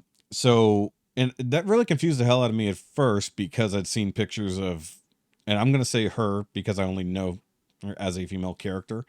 It's not meant as disrespect, but pronouns are hard. Because it's like, I've seen the pictures outside of the show, without the wig and all that on. And I'm like, that's the same person? Like, cause usually rocking like super short hair and weird makeup and stuff like that outside of a TV show. And I was like, okay. But the real question is why is a list that's supposed to be Men of the Year actually quite chock full of what they refer to as non-men? I'm not joking. That's what the article says. So not just Emma, but a few other females are actually on the list. And I think at least one other either trans or non-binary person is also on the list. And it seems very strange to us here in the now because, well, we've never paid attention to this list in the first place. But apparently in the past, other female actresses and other important people of stature have been on this list, whether they were male or not. But GQ is essentially Gentlemen's Quarterly. That's Yeah. what the GQ stands for. Gentlemen's. Exactly. So it's and not that we're trying to be sexist in any way, shape, or form here, but it feels like the list should possibly be men. Why would you think that? Just because it says Men of the Year? That's ridiculous, Shoki. Yeah, I mean, there's already like Time has like their person of the year. Yeah. And other magazines and publications have their blank of the year, whether that's woman, man. Well, they got whatever. what's the one, the sexiest man alive? Are they going to give that to a female next? No, they gave it to Chris Evans, and that was actually just this past week. Oh, yeah, that's why I brought that up, because it was on the I news. Didn't know that. It was on the feeds and all that shit. That's what I'm saying is, when's that going to happen next? And it falls back to the same thing we talked about with the comic guys. I have no problem with it. Don't care.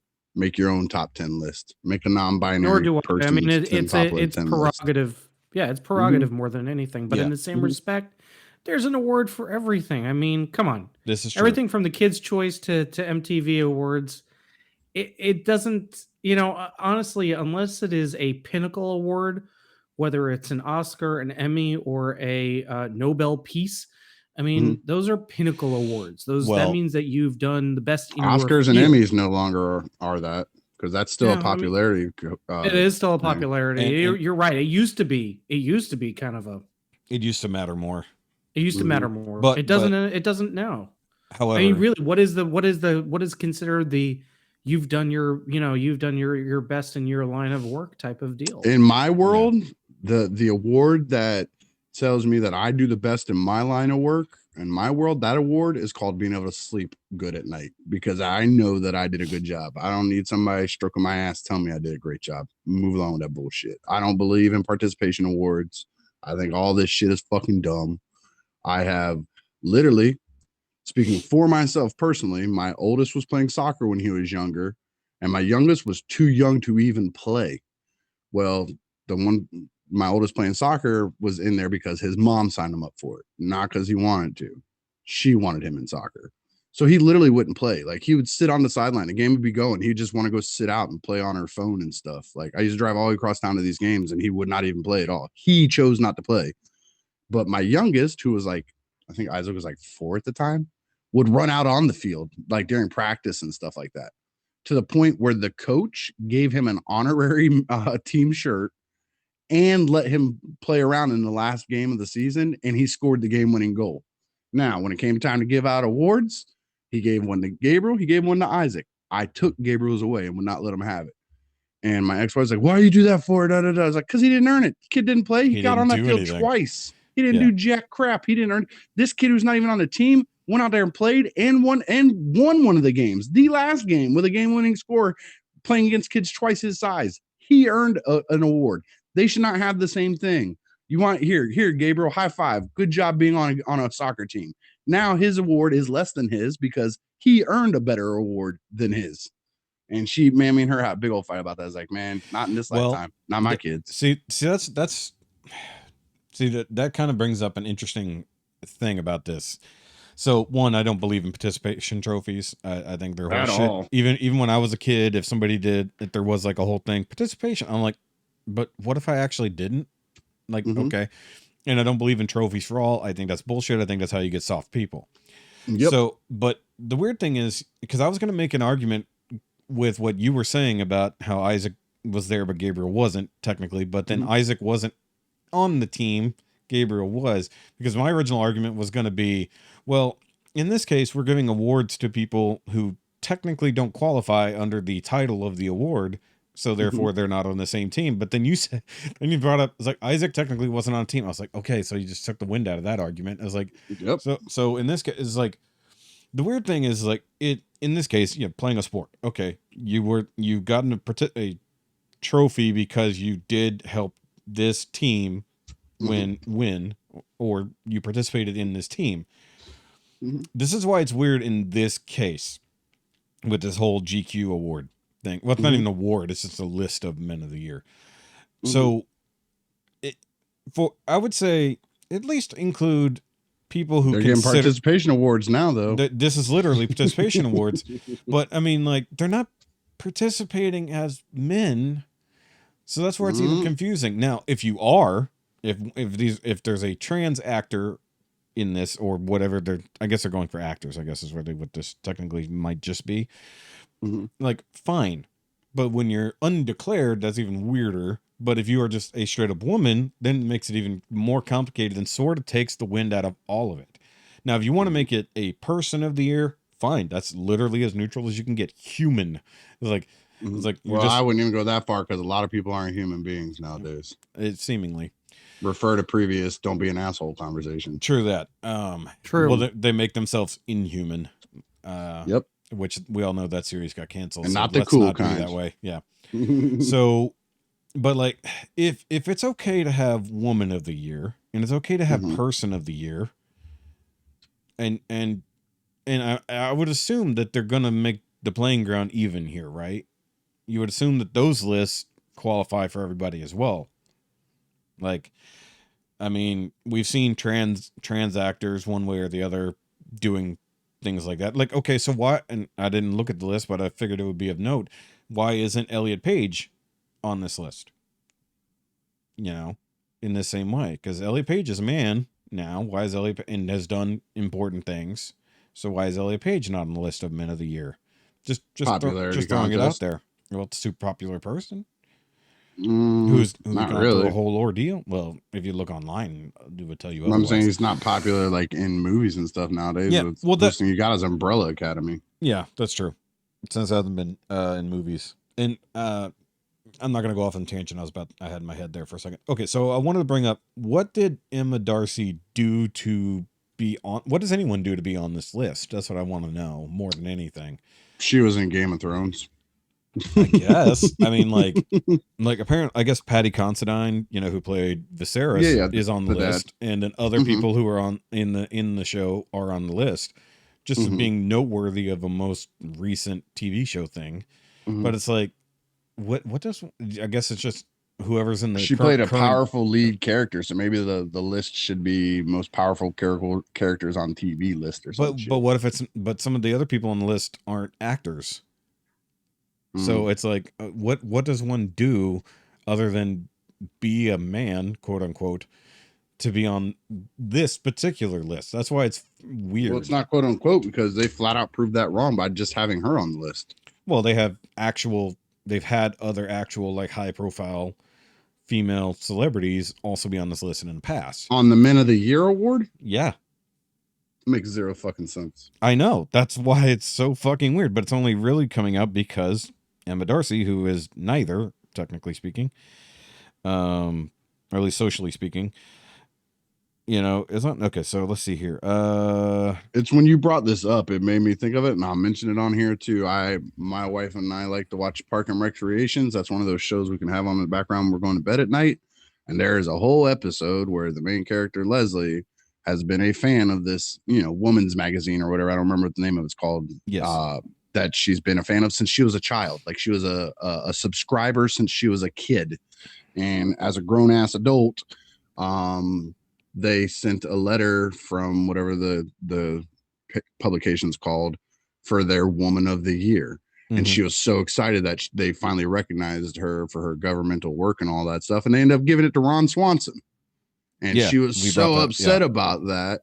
And Ron thought it was dumb. He's like, this is stupid. This is Woman of the Year. I'm not a woman. He said, but I'm going to fuck with Leslie about it because she's making it a big deal. Yeah. And his whole plan was when he accepted the award, I accept this in honor of Leslie. She deserves it. Give it to her type thing.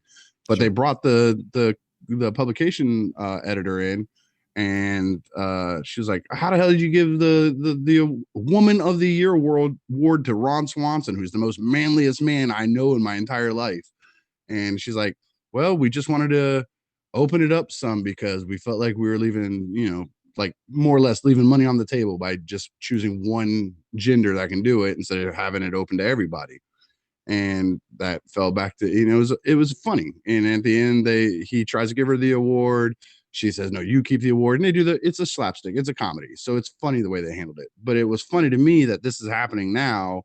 And that show aired 12 years ago, probably. And they're talking about it and joking about it. Yeah. Well, and it's it just doesn't make sense. Just do person of the year, people of the year, entertainer of the year. You can do this so many other ways instead of this way to create an issue. This is purposely going out of way, because if anybody steps up and says she shouldn't be on this list, well, now all of a sudden you're a homophobe because she's non-binary.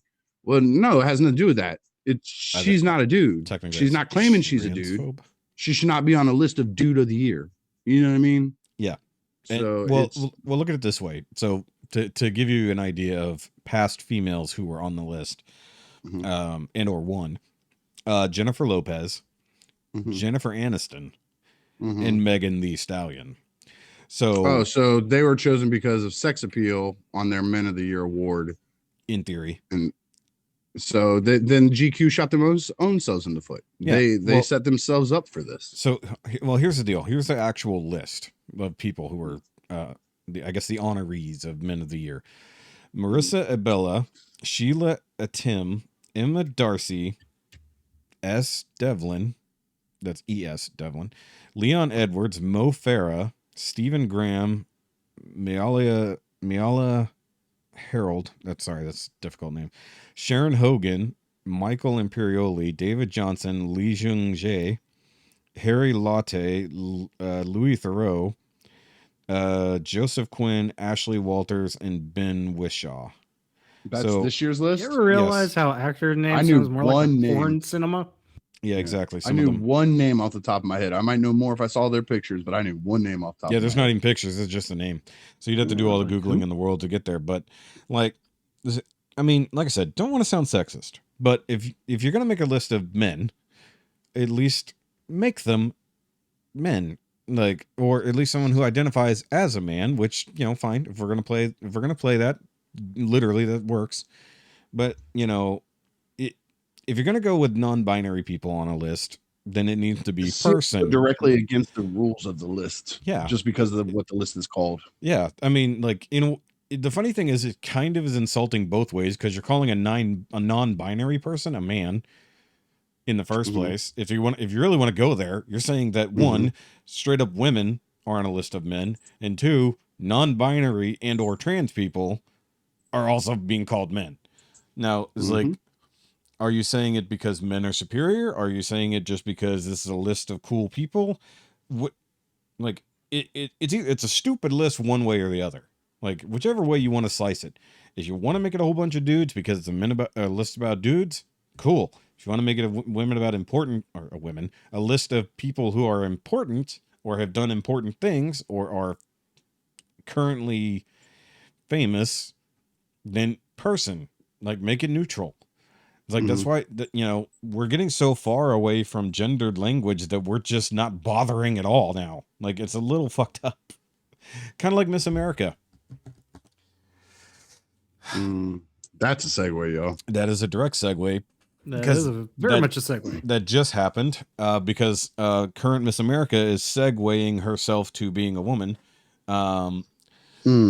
So the first ever natural male, not natural, what's the word I'm looking for? I guess it works either way. So a natural born male was declared Miss America. A transgender person. Is a transgender person.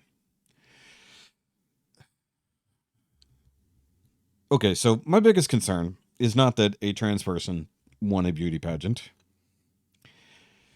It's that I'm going there. It's a very You're gonna have to just say not attractive person who won a beauty pageant. You can I've seen some pretty transgender people before. They pretty. They're just pretty. This person does not fall into that category. No. And I'm staying quiet because I'm just trying really hard not to objectify it to the point where that's what Miss America is, though. We're not creating the pageant. We're talking strictly from the rules of the pageant. It's a beauty pageant, and if you go by beauty standards, this person is not beautiful. This person is not traditionally. Let's say non-traditional. not even metaphysically, they might be the nicest person. Maybe all their beauty is on the inside, but literally it's all on the inside because there's nothing on the outside. She has pretty hair. I mean, her hair looks nice. That part's true. That is actually true. That's other than that, no, not at all. I don't care about their weight. I don't care about how tall they are. I don't care about their race. I don't care about none of that stuff. They have an ugly ass face, and they are voted the most beautiful person in all of America. Damn. I mean, this person looks like when they were babies, their mom fed them with slingshots. Yeah. So, I forgot the name. Is Brianna does not matter. Brianna Wynn, which I unconfirmed used to be Brian, but that's just assuming by the way the name is spelled. Don't make that assumption. Well, I mean, like normally Brianna's spelled a certain way. This is a different way. No, but I'm saying she could have been born John. It's true. It's true, Brianna. But like the name is so similar, like it seems like it was a starting point. Doesn't matter. Brianna's always a feminine version of Brian. This is true, but it's not always spelled that way. Oh, Brienne. Sorry, not Brianna. Brienne. Is she from Tarth? No, but I said the same thing. Nice. And yeah, like trans females have, or trans women have won beauty pageants in recent years, and probably even before, and maybe nobody ever knew it. That's male to female. But at least the last one of note that people kind of made a big deal of, at least was a rather attractive person who'd gone through surgeries and all the things to truly transform themselves. This person, not so much yet. Like, even compared to the competition, not even on a beauty standard, but I still don't understand the competition. Like, I'm looking at the picture that you shared to the group. Yeah. And this looks like a grown ass woman, like grown ass. And everybody they're against look like 10-year-old little girls. I don't know what the hell happened to the Miss America contest. I thought you had to be like in the same general age range and stuff. Like, I don't know what the rules are. It's hard to say this 120-year-old woman who gravity and nature has just made not as beautiful as she once was, just because that's how time and age works. Be up against somebody who's 20 years old at the peak of their natural or unnatural, the peak of their physical beauty. How is that a fair contest? I mean, even if this person was the most beautiful woman, transgender or not, the picture seems unfair because you have a grown-ass woman going against what looks like teenagers at best. Some of them look like 10, 11, 12 years old, like they're just starting to hit puberty and stuff. Yeah, like, what the fuck is this lineup? That is a little weird. Like, and that's why I'm really confused by this. Because like that's why I asked you if you were sure it was Miss America, not some like lower, like not some lower level version of it, like the statewide. Oh, okay, no. It is Miss America, but the I forgot about the funny part about where this person is from. They're from Derry, Maine, of course, which is famous for exactly, which I thought was funny. Oh my god. No. I just read the first words of this. A teenager. That lady's a teenager? Yes. Oh, it is Brian Wynn. It's not a joke. It is. That lady has lived a rough life. Okay, it is Brian, but they put a tilde over the I instead of a normal dot. So it's Brian. It's Brian. Okay, yeah, that's confusing. That's really confusing. And how is it teenagers still in Miss America? It's supposed to be adult women. I think it is. Okay, hold on. A teenager in New Hampshire, which is also weird. Oh, it's Derry, New Hampshire, not Derry, Maine. Okay, that's confusing. All this is confusing. It's so confusing. Has become the first transgender consistent to win a local Miss America organization beauty pageant. See, I told you it wasn't Miss America contest. I told you it was a local. It's a local Miss America pageant. They start at the city level, then they move to the county level, then they move to the state, and then they move to the region, and then they move to the country. Okay, so this was the local part of the Miss America pageant, not the overall. I told you that's what I thought because I'm not a huge Miss America fan. Yeah, but the sash in Miss America will say you're the person from that state, not what city you're from in that state. Okay, so here's the thing then, that this person is going on to represent. Congratulations, Ryan. So this person is going on to represent New Hampshire then. Yes. In theory. They'll go on to represent See, It this is depends on why how local this it is is. why Like, this is it weird. Why would they her say Miss county or America? her state? Hold on, or, I gotta. what level I'm they're trying to at. find. Yeah, see, this is why that's confusing. Because Hey, it's rock like, out with your socks out, but I'm telling you right now, this lady's ugly. see, a I lot of don't care, man. see a lot of People like these to have think left. all baby. Look, I'm referring to the Seinfeld episode. Some babies are just born ugly. This lady's ugly. Okay. I don't give a shit about anything else. None of the rest have got anything to do with me. I don't care how they Wait. do the transgender, not transgender, all that shit. She's ugly as shit. It is a beauty contest. I'm not trying to enter no beauty contest. This is what I 19 told you guys when we were talking about it before we started recording. Yeah. I'm not a good looking dude. I'm average on my best day. I do not go around thinking that I should be in a beauty pageant okay. against like Brad Pitts of the world, because I don't think I'm as good looking as they are. That's dumb. Okay, so the confusing part about this is the way the organization, the Miss America organization, works. The confusing part about it is the title of the article, which is well, I mean, there's multiple articles about it, Yeah. but the hard part That's is that, the like, reason. yeah, so they need to, more of them need to put local in the Yeah, title. they're not 'cause that's going the to. That's confusing the part. whole point, because it causes clicks. Well, Clickbait. because a lot of people don't even Transgender know. woman wins Miss America is not. Yeah, that's literally it was like a even clickbait. here, YouTube. Uh-huh. Here's another one, Miss America title. Well, technically it is a Miss America title. It's not. It is, but that's Yeah. that's how clickbait works. That's the because if confusing they were like, part. a transgender woman wins a local beauty contest, nobody's going to click on that shit. A oh, transgender woman wins a Miss America title, people are Yeah. going to click on it. Okay, so here's okay. This is a terrible title, but I couldn't help but laugh at it. And I don't know where Spiked is from, but judging by the way they speak, I would assume it's British and or Canadian. An overweight bloke just won a Miss America beauty pageant. That's so bad. That's so bad. I've never heard of this website before, but wow. And I'm not going with the weight. I'm No. not the guy to point fingers at people for weight or anything like that, because I've fought it my whole life. Yeah. What I'm saying is, this is an ugly motherfucker. I don't care, male, female, ugly. Yeah, like this Brian was ugly. here it is. We do know ugly. that Ricky really looks bad in a wig and makeup, so we know that he's ugly. This is just true. For fact. First off, I'd be sexy in a wig and makeup because it would cover up all my natural ugliness. Also, whatever, Bugs Bunny. Also, because we're also confusing Miss America with Miss USA, which is two different things. Because 2021 Miss Nevada was the first openly transgender Miss USA contestant, so that's the one I recalled from before. And that don't say we were openly confusing, and I wasn't confusing them because I'm following. No, I'm saying people do, because they're two separate things, America and USA, pageant wise, because that's a state. Because America you're representing the everywhere. state. Yeah. USA is just the states. Yeah. So this was Miss Nevada's USA. This is going back here. This is the one I was remembering, but I just didn't remember where it came from. What was the name? At the end of the day, it's just confusing. All of it is confusing. It's clickbait bullshit. If a transgender person goes, fine, but this would fall back under the participation award. I don't care what anybody says. I don't care who you are. This is an ugly ass woman. If she's making it through these beauty pageants, it's a participation award she's getting. And this was a teenage level.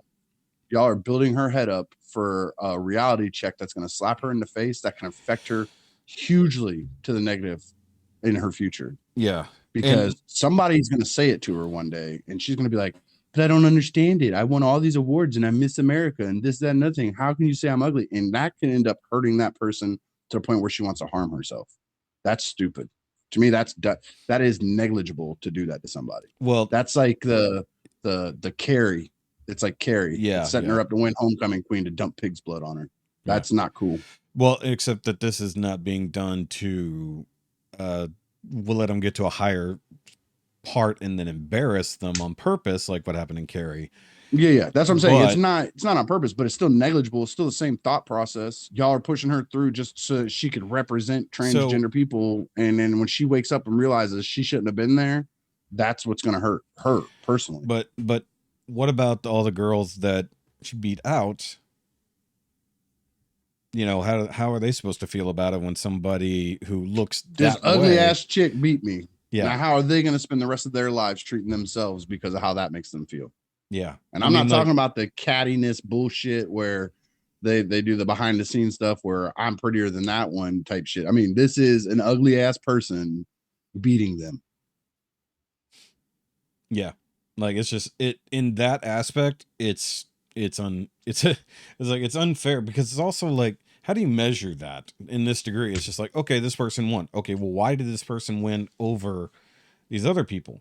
Like, maybe they're the most talented motherfucker ever, and they won the talent contest with like the most beautiful voice that's ever been heard on earth. Maybe. yeah, but also, I guess it But it comes is down a to how they beauty judge contest. these. It does beg the question, like, what are the current standards of these things? Not just beauty, but like, how do you win these things other than it just being popularity? I mean, could you imagine if I jogged up to the starting line of a foot race against Usain Bolt and they gave me the win just because I jogged up to the starting line? Like, oh, he wins. Get the fuck out of here. Well, Get the fuck out of here. Well, they would probably claim it's because you're white and a colonizer. Ew. Just either way, I think it's setting up the girls that are losing. It'll hurt them psychologically. And when this person catches on that it's not the real world that she's living in, it's going to hurt her emotionally and psychologically. And I think that's unfair for people to do just to have a fucking axe to grind. And I think that's very unfair. And also, at 19, that's a huge bitch. Not even going that far. I'm not even going. I'm going that far because, like, you even said not. it looks like a grown woman going against teenage girls, and then you find out that's actually a 19-year-old person. It's just like, holy shit! It's like that is a huge 19-year-old. Like, it's just it's. I don't mean fatness. I mean like big, like tall, big yeah, fuck like, off 19-year-old. Like I wasn't wide that shouldered, big. tall as fuck. Yeah. I was like, but it's the same reason why we kind of beat around the bush on it on the participation awards. It's the negative side of that. It's when you tell somebody that everything they do is awesome and right, when the real world slaps them in the face and tells them they do something wrong, they don't know how to fucking handle it. That's why you get these kids in school nowadays throwing fucking fits. I've seen grown ass kids like with like starts of their facial hair throw themselves on the ground and throw a temper tantrum like they were 2.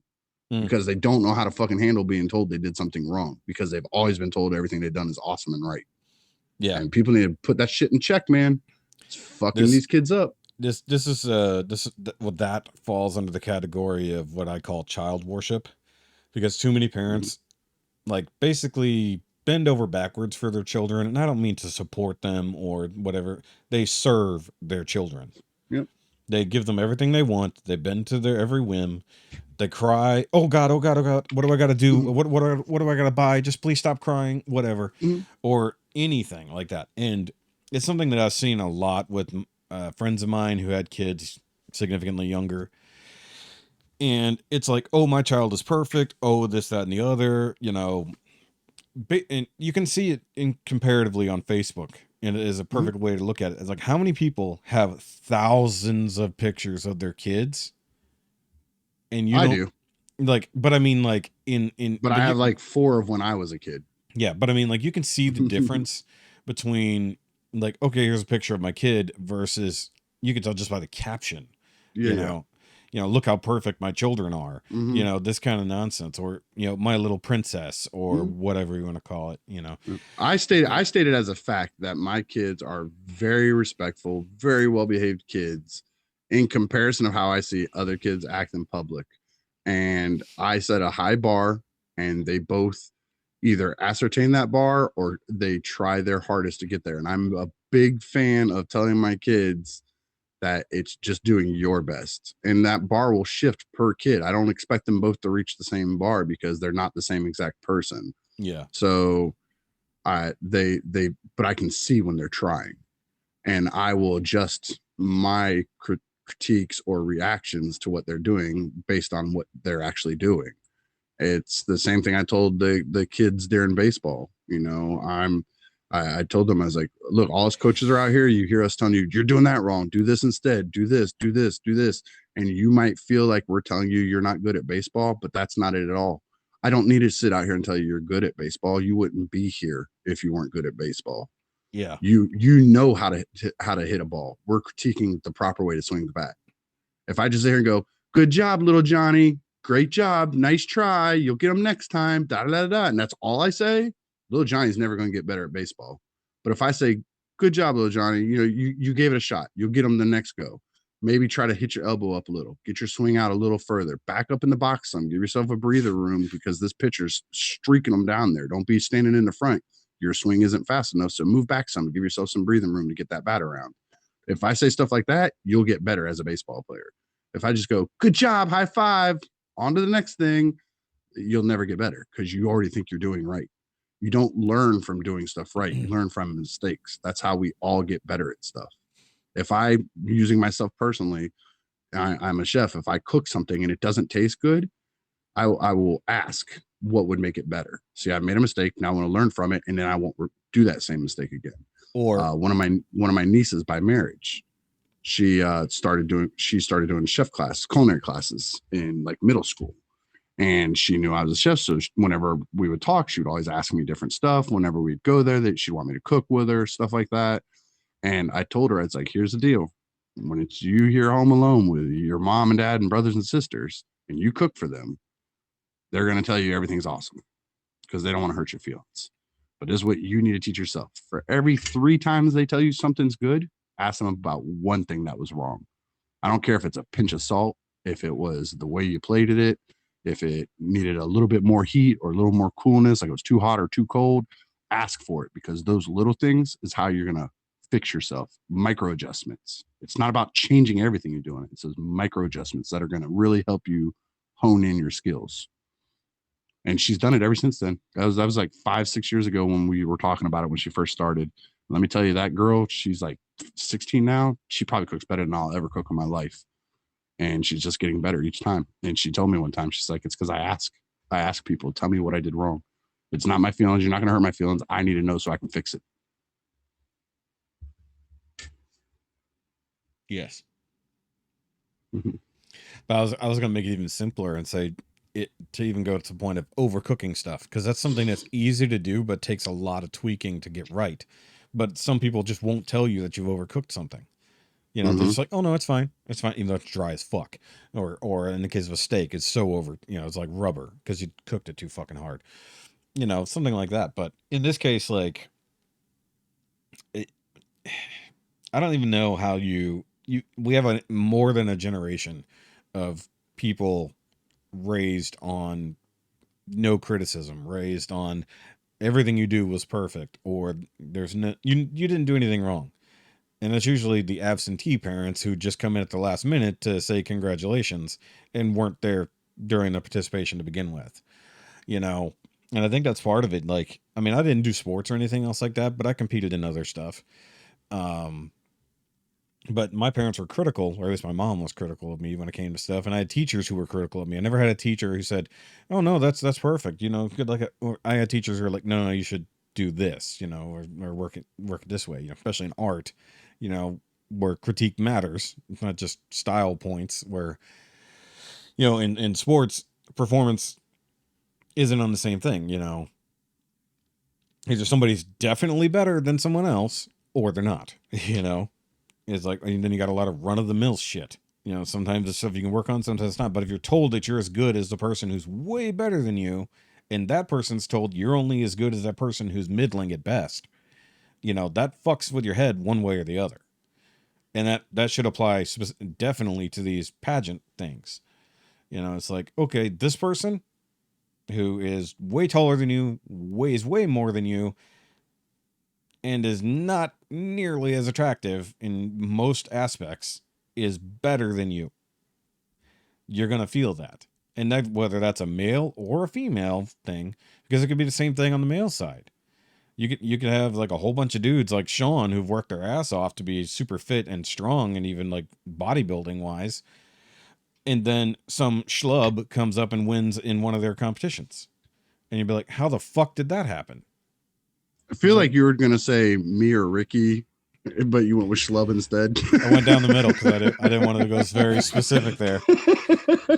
But Schlub. Yeah, but I mean, like, some dude who might be as strong, but didn't put in the weeks upon weeks to cut every ounce of fat, you know, or something like that. Some dude with a beer gut gets up there and wins a bodybuilding competition. Like, what the fuck? Like, that's not what this is about. No, it's fine. And then all those other idiots are going to feel stupid for what they did, and they're not going to try next time. You know? this guy's not going to try any harder. He already won doing what he did. So those guys are going to be disincentivized to try as hard as they did. Because they see somebody who does less effort, you know, who just walks into the competition basically and wins, you know, no problem, despite what they've done. You know, it might be the nicest person out there, or it might be based on something completely non-objective, which it seems like in certain competitions would be pointless. Dormammu, stop eating your food or doing work and say something, dude. You've been super quiet. He's just staying out of this one because he didn't want to objectify this. I am staying away from it. Like, Yeah. But we're not objectifying. It's their rules that they set up. It's their rules, but it is their rules, and that's.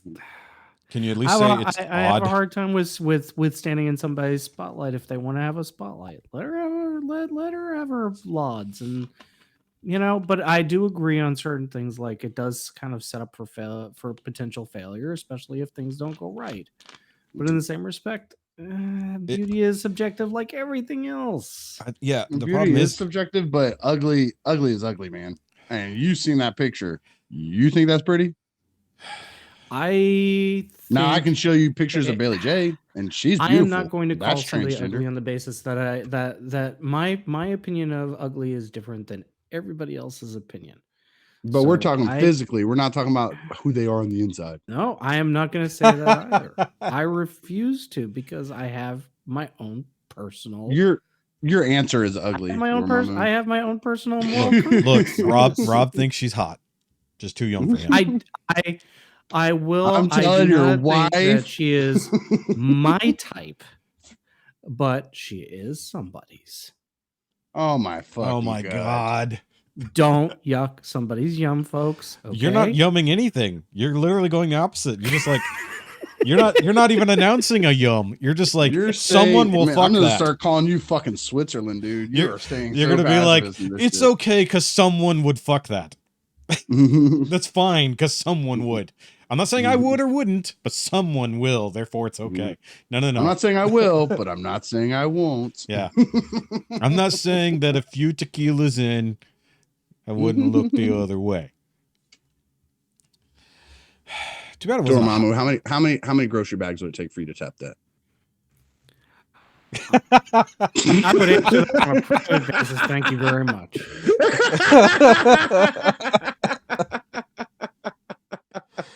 Oh my god. Oh god. Damn it, Ricky. Hey, listen, all I'm gonna say is this: the craziest news of the week, and for where I'm at, is basically they found a dead body by the local supermarket. Oh, nice. Did they vote it for governor? Oh, miss. No, did it win Miss America? It's just a rando person that was already starting to decompose with a gun next to them. Did they win Miss America? No. Okay, so they weren't governor and they weren't Miss America, so therefore. Would you tap that? Was it the mayor? Because that happened. Mom was like, I hate these guys right now. No, that's this is the whole point. This is why the show is titled as such, isn't it?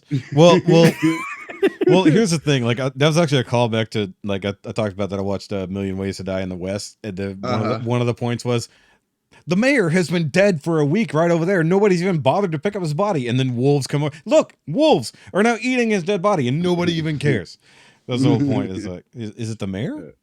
So okay. Also, two dead people did win their elections last week. In case you're wondering. All jokes aside from it, my biggest negative of the transgender Miss America thing is I'm more worried about the psychological repercussions, not only against the other pageant people, I think but against her herself. Like, that's, to me, that is worrisome, because we don't know. This is still, even in the world that we live in, this is still pretty fresh and new to everybody.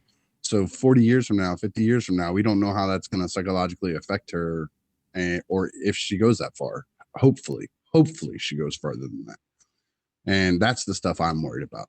Joking aside, if I'm being serious, that's my biggest takeaway and worry of it, is they can change the pageantry around all they want to. It's more the psychological aspect of the other people and herself in the contest. I agree. Now that I got the serious out, Dormammu would totally tap that. Twice on Sundays.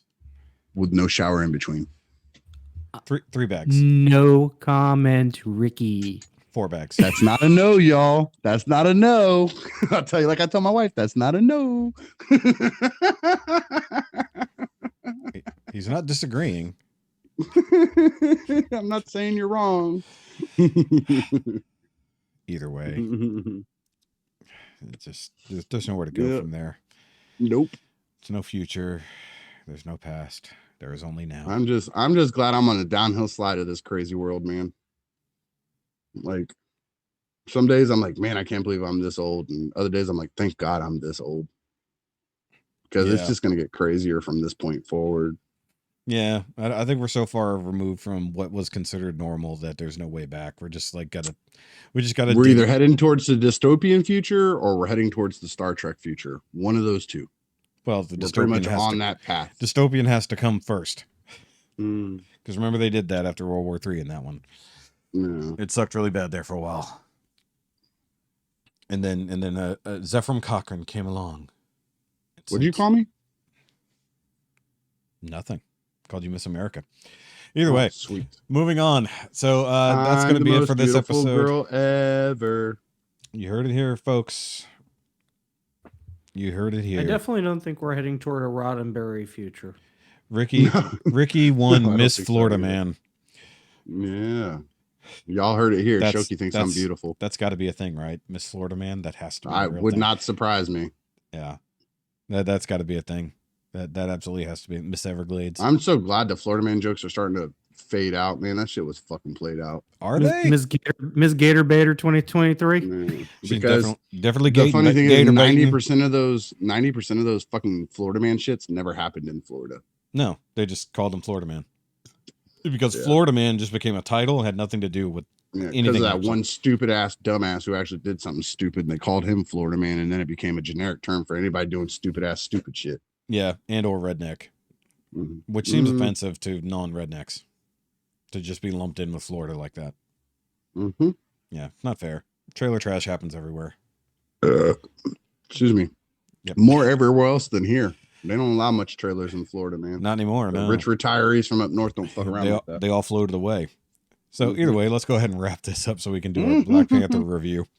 I don't have time for that, man. Look at the clock. I know that's a problem, fucker. You talk too long. We can get back together. We can get back together again. I work nights the rest of the week. We can get together in the morning, or I can get together in the evening, like after 8. Well, let's try it sometime soon before it's out of memory. Because that's one reason I want to do it now, because it's fresh. So we'll figure it out sometime. Yep. So, all right, guys. So that is the end of this episode, and we're sorry. So either way. I'm not sorry. If y'all took all that to heart and took it too serious, you haven't been paying attention to this show for the last 40 episodes. You should know when we're being serious and when we're joking. Well, the problem is that we're often very serious and it sounds like a joke. Yeah, well, again, if they've been listening for 40 fucking episodes, well, technically like 80 fucking episodes with all the bonus shit, they should know better by now. I think we're up to 64. Jesus Either way, Christ. So, guys, do the like and subscribe thing. I'm pretty sure we lost 2 or 3 on this episode alone, but it's okay. We'll get more later. She-Hulk is trash. Please. Oh, God damn it. Can't talk about Black Panther, but can still throw out fucking She-Hulk nonsense. Either way, guys, like, subscribe, do all the things. Of course, you can follow me at all the Shoky related things down below. Ricky has some links too. You can go tell him on the Realm Hatton Project how wrong he is about everything. And of course, you can join Dormammu in the chat on all the Realm related things. By all means, go talk with him and see how many bags it'll take.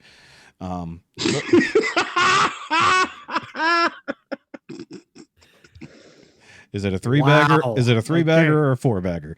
Either way, guys. God damn. We will see y'all next time. You're never living it down now. Bye. Bye. Bye.